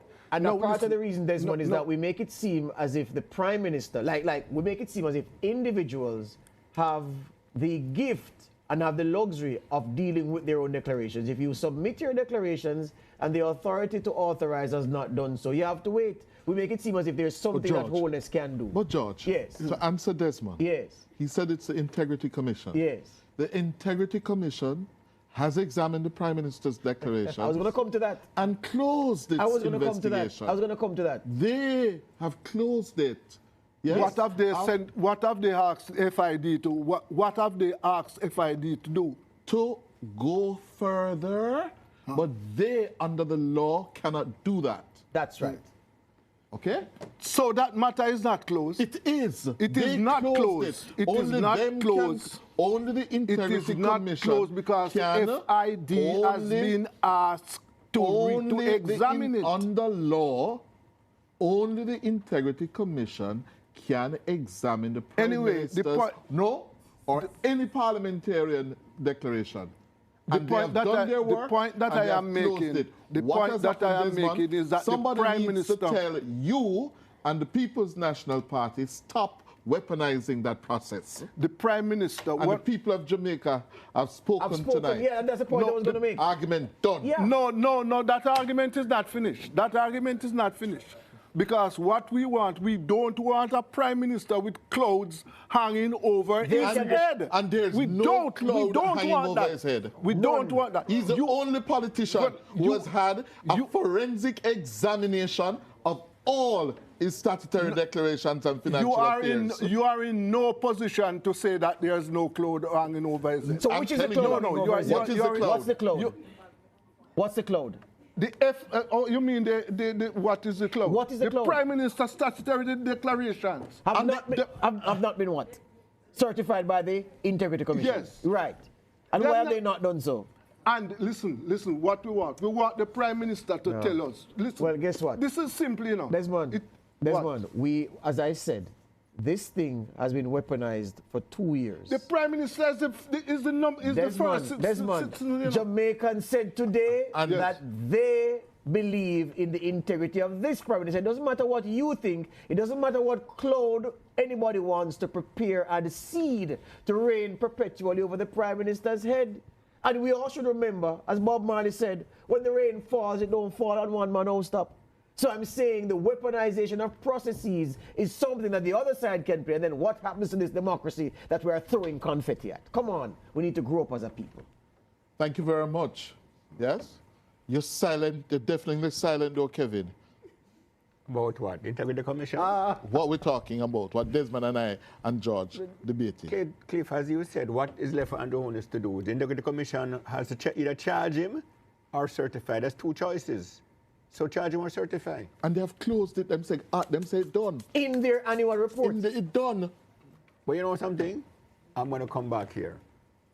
The whole night we're talking, I don't hear nobody talk about the most important issue in the country. What, crime? The crime, right? Crime is no longer an important issue in the country. You, listen, I got my two wishes in Kevin, life, you know. Crime is no longer an important issue in the country.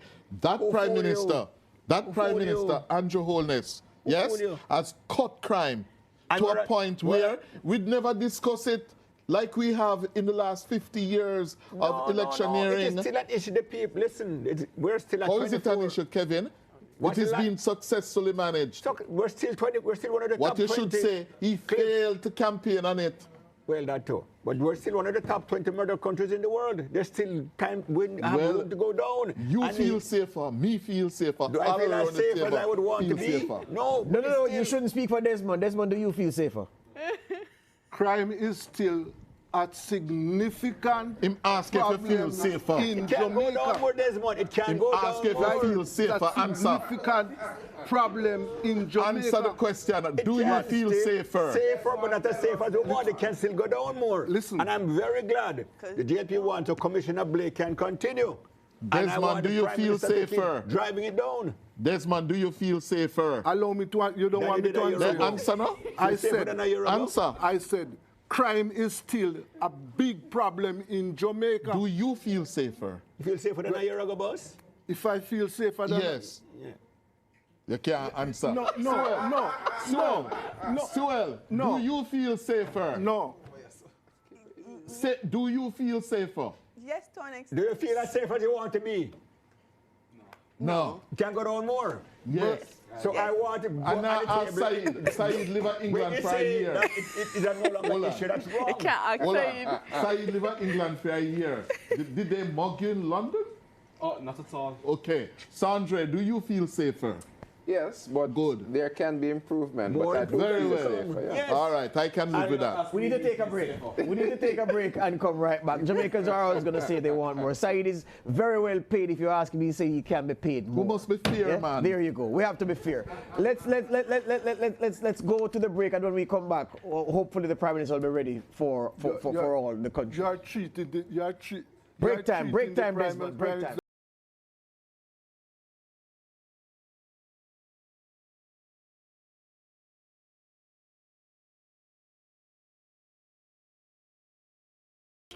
Now, lead research that transforms.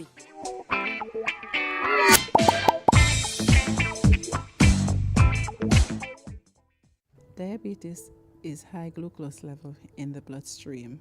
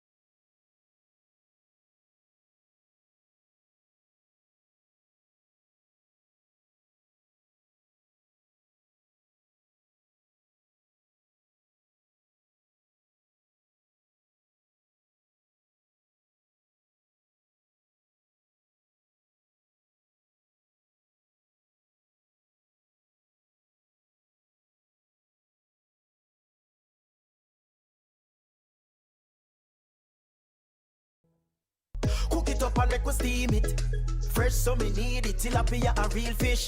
Sir Donald Stankster, for you, Shearer, for Edward Philip George Siaga, for Bruce Golding, and I want to invite Mrs. Carla Siaga to just come and acknowledge the moment and take a bow to the crowd, because all of this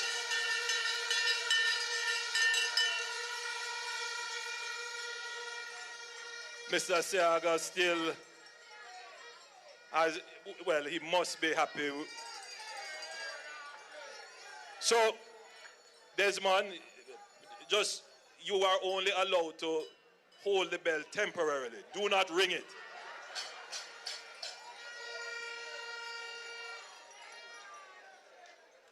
I have a few things to say early on.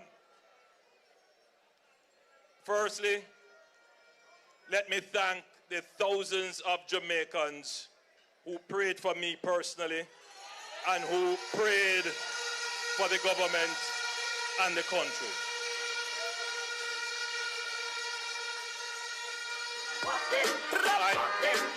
I want to thank my wife and one of my sons is here, Adam.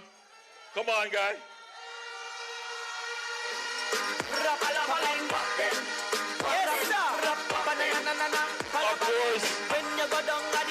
Of course, the superwoman. And my mother. Best government we run the country. Look how we balance the economy. I want to thank them personally. I mean, you know, a political campaign, sometimes, you know, when they see the personalities, they forget that they are human beings with feelings and emotions, and they can be objectified. It's very difficult, but I want to thank my family here and abroad and all over who have withstood a tremendous onslaught but they never gave up on me or on the people of Jamaica.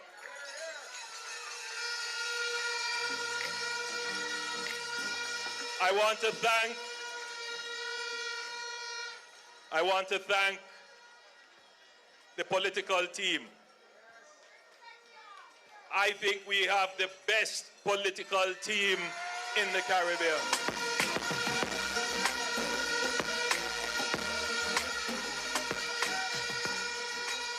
But allow me to, I do this at a risk, but I'm sure everyone will agree that my Deputy Prime Minister, Horace Chang, the General Secretary of the Jamaica Labour Party, deserves special commendation.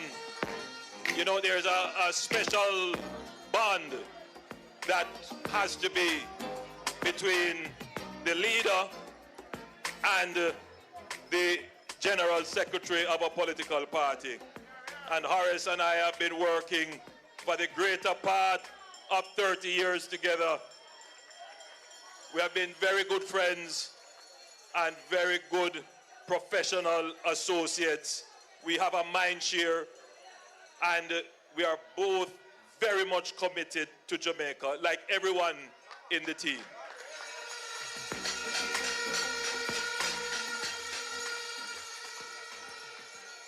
I want to thank you, the supporters. You would know how much you mean to me. You can depend on me. For all of you who squeeze up on the bus to come to the meeting, who go on the long motorcades with us,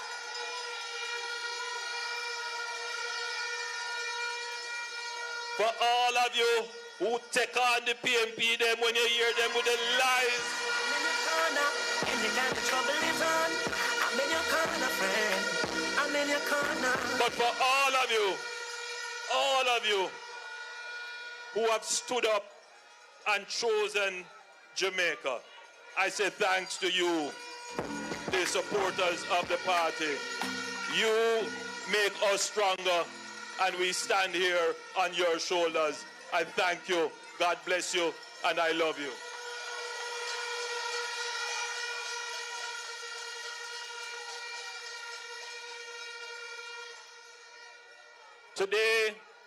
Today, Jamaica won.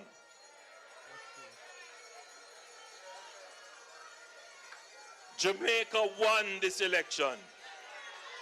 Yes. The majority of voters decided to choose Jamaica. Me stronger. Oh, come on. Sir, you make me stronger. Make no mistake about it. This was not victory by default. Make no mistake about it. This was not an easy victory. Make no mistake about it. This was a fight. But we did not descend my political organization. We did not descend to the gutter to fight. We did not seek to trick the people to win. We did not seek to tear down anyone to lift up ourselves. We did not seek to tear down Jamaica in order to be able to administer the affairs of Jamaicans.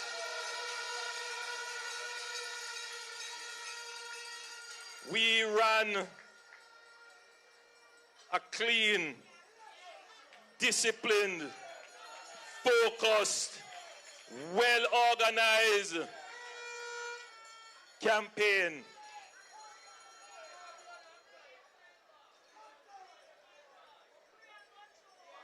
and we proved that we can run a decent campaign and win. And that is how Jamaica has won. They not like us. They not like us. They not like us. That is how Jamaica wins. Our democracy by this election is proven to be intact. There are those who are trying to seed a view that the mere fact of a third term is a threat to democracy. There are those who are trying to carry the idea that regardless of how well a government performs and merits to be re-elected, it shouldn't happen because somehow that is a threat to democracy. Well, today has dispelled that because we went through the toughest battle in any democratic society in the region to stand here and say, we will be the government for the third term. They just can't stop me now. And I want that point to be understood. We contested the election with the highest level of decency and morality. The people came out. We do have our concerns about the turnout, but the people who voted, the majority spoke and chose Jamaica.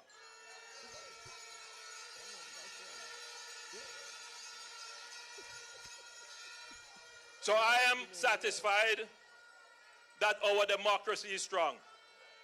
But I wish to assure all Jamaicans who participated in the elections or who did not participate in the election that my government will continue to be respectful of, uphold and advance democratic institutions and protect the democracy of this country.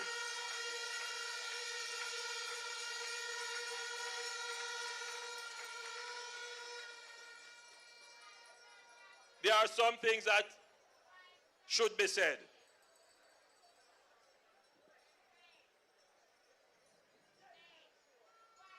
No weapon formed against me shall prosper.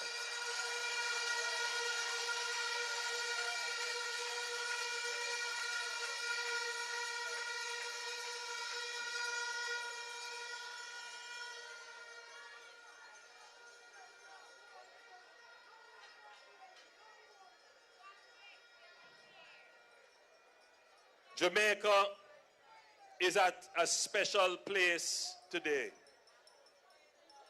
It is an opportunity. For me, it was also a personal challenge. And I would just like to say, when you face challenges and you look for the opportunities, rise to the occasion. Look at yourself. They know you're strong. No one can stop you.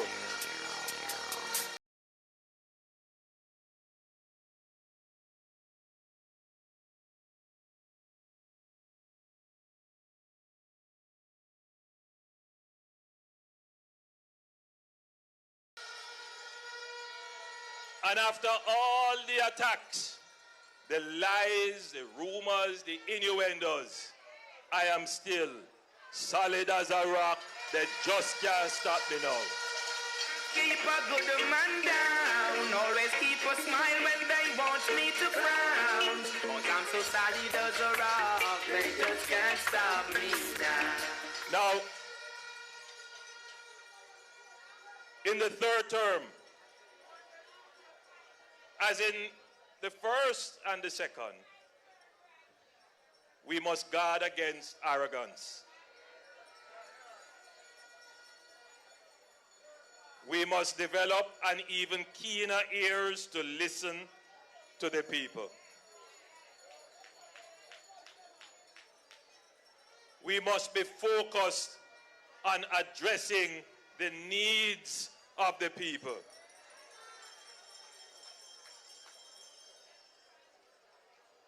And while it is clear that the majority have spoken and chosen the Jamaica Labour Party, geographically and traditionally, there are still those who may not share that view. And for varying reasons. One reason is they say, yes, we see prosperity in some areas, but they want prosperity to come now to their community, to their driveway, and to their doorway. This government, in our third term, must be laser focused on ensuring that there is prosperity for all Jamaicans.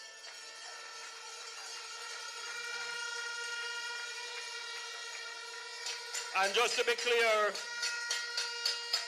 prosperity doesn't mean riches. For some people, prosperity means peace. They want to live in peace. For some people, prosperity may mean their children getting to university.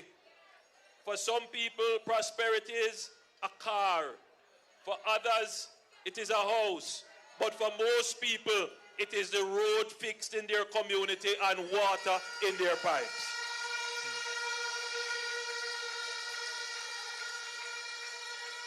And so, we must be focused on delivering these basic public services, which means prosperity for so many. But Jamaica is more than that. Jamaica is a potential to be realized. And for decades, we have underperformed. The story of Jamaica is that we have done so much as a country, but we could have done so much more. For the first time, an electorate has said, we will reward a performing government to continue to deliver the promise of Jamaica.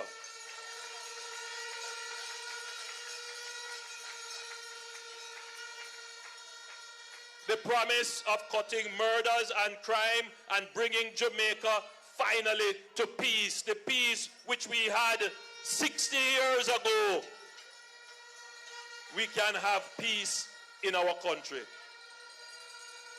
The promise of Jamaica being a growing and robust economy, which we had 60 years ago, we will continue to fulfill the promise of the growth of the Jamaican economy. We will continue to fulfill the promise of a knowledgeable, educated, and informed society, where every child can have access to the best quality education. We will continue to fulfill that promise. We will continue to fulfill the promise where every Jamaican can have meaningful employment and earn a meaningful income so that you can fulfill your own personal dreams and aspirations. We will continue to fulfill that promise. And we will continue to build a society that is just. A society that is fair for everyone. We will continue the work that we have started in our second term. Now, as I close my presentation to you, our political organization, like any other organization, must renew itself. The third term is also an opportunity for renewal, to attract new people, to expose new talent, to refresh ideas, and to place to the Jamaican people a continued, credible political organization that can always ably lead the government of the country.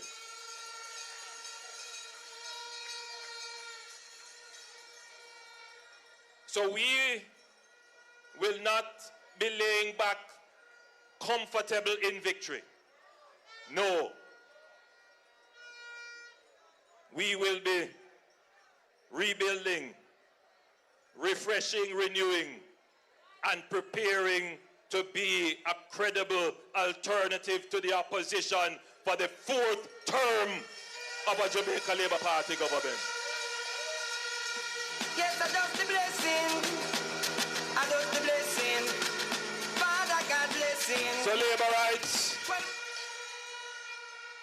Jamaicans, your democracy is strong. You have made the right decision to continue with a government that performs, because it sends a signal to governments to come that the way to win is by performing, by doing, by achieving victory by merit.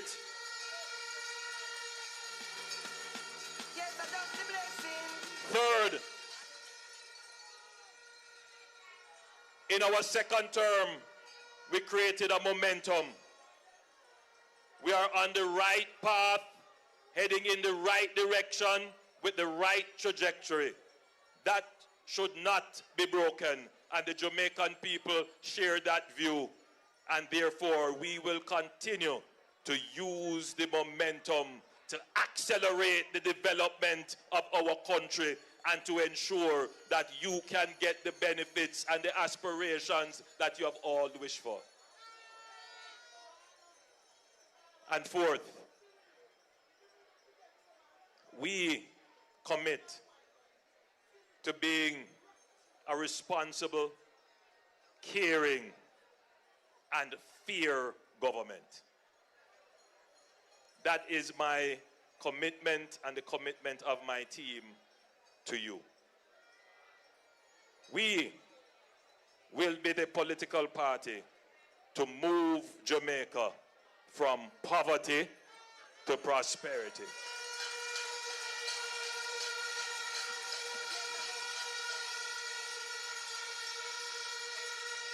I continue to be your 1 p.m.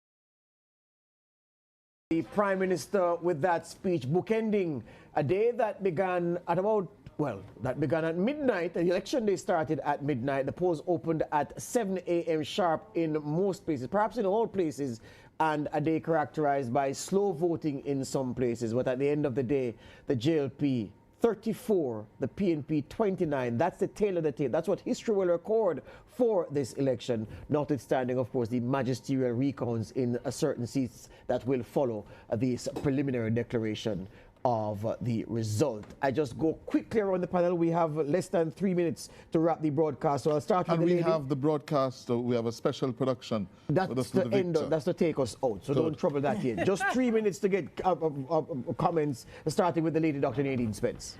The speech showed you that the Prime Minister has been bruised in this battle. I think you could hear his hurt there. I think it's perhaps the first time you've heard the extent of the impact of this on him. But you also hear the determination and the resoluteness that, you know, we're not going to take this. We're not going to take this third term for granted. We have a lot of work to do. I think as well that it is a third term. It's a third term, and this is an incumbent government that is back in power. That has not been happening globally. Yes. So regardless of how we want to look at it, the truth is that the Andrew Holness-led government is back in power for a third term, Yes. and that's something for them to celebrate. Yes, there are things to look back on, and perhaps for them to say we could have done this better, but for tonight they're celebrating their victory, and you can't take that away from them. Wayne Chen, quickly, your perspective on the Holness speech. And, well, he's not there. Professor Blake, are you there? No. Okay. Desmond. Well, the voters have spoken, and we are now here to see what the government is going to do to improve the lives of the voters and the Jamaican people. So, yes, congratulations. Let us see what is going to be done. A lot of promises were made, and we are watching to see how many of those promises are going to be fulfilled. Janae Stevens-Taylor, you have been on the journey with us with Blue Dot. Yes. Your reactions and reflections on the outcome. So this outcome is certainly a credit to the power of data. We modeled this outcome. The historical data pointed us in this direction. Towards the end of the election season, it looked as if we were in for some surprises, higher than usual voter turnout, higher than usual participation from the moderates in the middle, and that did not materialize on election day. And so we, as a voting public, reverted to the patterns that we have been true to over the last 5 general elections, and the predictions hold true. And we are walking out of here tonight feeling quite confident in that modeling and in that data and in the power of harnessing that data so that we can use it to inform going forward. We're excited to be on this journey with you, Cliff. It's been a few years. You took a chance on Blue Dot all that time ago when people were just like, who is this company and what are they doing? And here we are some years later, and we couldn't be more excited. We couldn't be more excited to be your partners in this. So until next time. Yes. Thank you, Janae.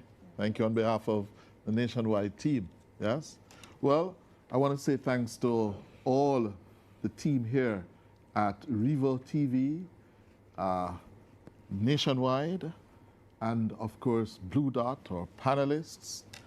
Thanks very much. We know we had some challenges tonight with the telecommunications systems. We apologize for those. We're going to learn from those. I see some very useful suggestions on social media. Yeah, we're going to take those on board. But we want to leave you with the fact that a bit of history was created tonight. Andrew Michael Holness is now set to be Prime Minister for another full term. Will he go early, or will he seek a 4th term? That is to be discussed. But we want to leave you with this from Ricardo Brooks on what tonight means. He's done it. Dr. Andrew Michael Holness has led the governing Jamaica Labour Party, JLP, to a historic 3rd term in government. At 53 years old, Holness tempted fate and has now tasted political greatness. He becomes the first leader of the 82-year-old Jamaica Labour Party to be given a 3rd mandate by the Jamaican people. He's only the 2nd Jamaican Prime Minister to achieve this feat, drawing level with P.J. Patterson's achievement in the 2002 general election. Elected to Parliament for the first time in 1997, Holness has represented the people of West Central St. Andrew for 6 consecutive terms. Tonight, he secures a 7th term in the seat and his 3rd as Prime Minister. Dr. Holness has managed to win the country's 19th general election while swimming against a political avalanche of accusations of corruption and dogged questions about his integrity filings. It appears the Jamaican people have decided Those allegations ultimately were not the deciding factor in this election.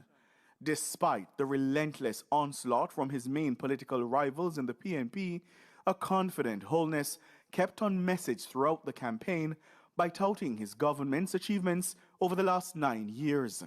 He touted roads, he touted water, he touted housing, and he touted the merits of a robust economy. That message appears to have resonated.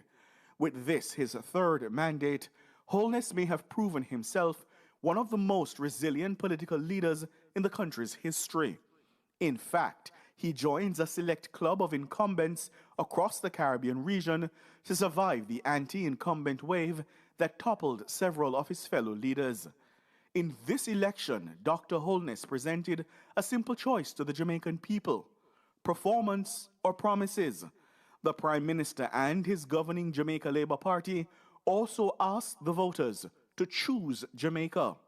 Based on tonight's results, it appears Jamaicans have chosen performance, and they have chosen Jamaica. With that choice, they cement Holness as a permanent fixture in the political history books. Ricardo Brooks for the Race to 30.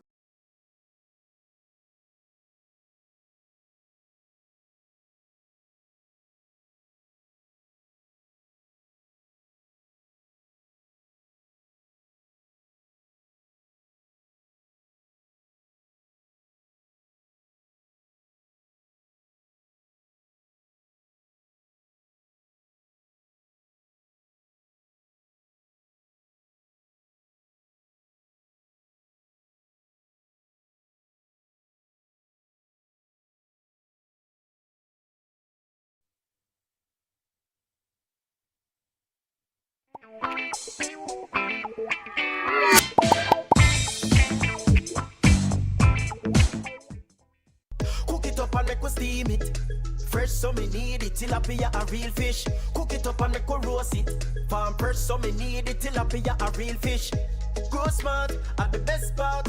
Food for thought so me have to eat smart. Easy catch, fully net. A tilapia so you don't know what's next. Cook it up and make we fry it. Fresh so me need it, tilapia a real fish. Bring home the best in freshwater fish. High content of vitamin B3, protein and potassium. Tilapia, simple, healthy, delicious. I wonder who that somebody be. No sir, let me look for my glasses. Oh, that somebody look like right, sir. It's Lottie walk on. Me glad for see you, right? Although things never go on for you, America, me glad say you there. Yes. Lift your head high. Yes. Stay out of trouble. Yes. And you can have a fresh start back home. All right, Mr. D. Thanks, you hear? Let's all work together for a fresh start back home. The following is brought to you by the Office of the Prime Minister.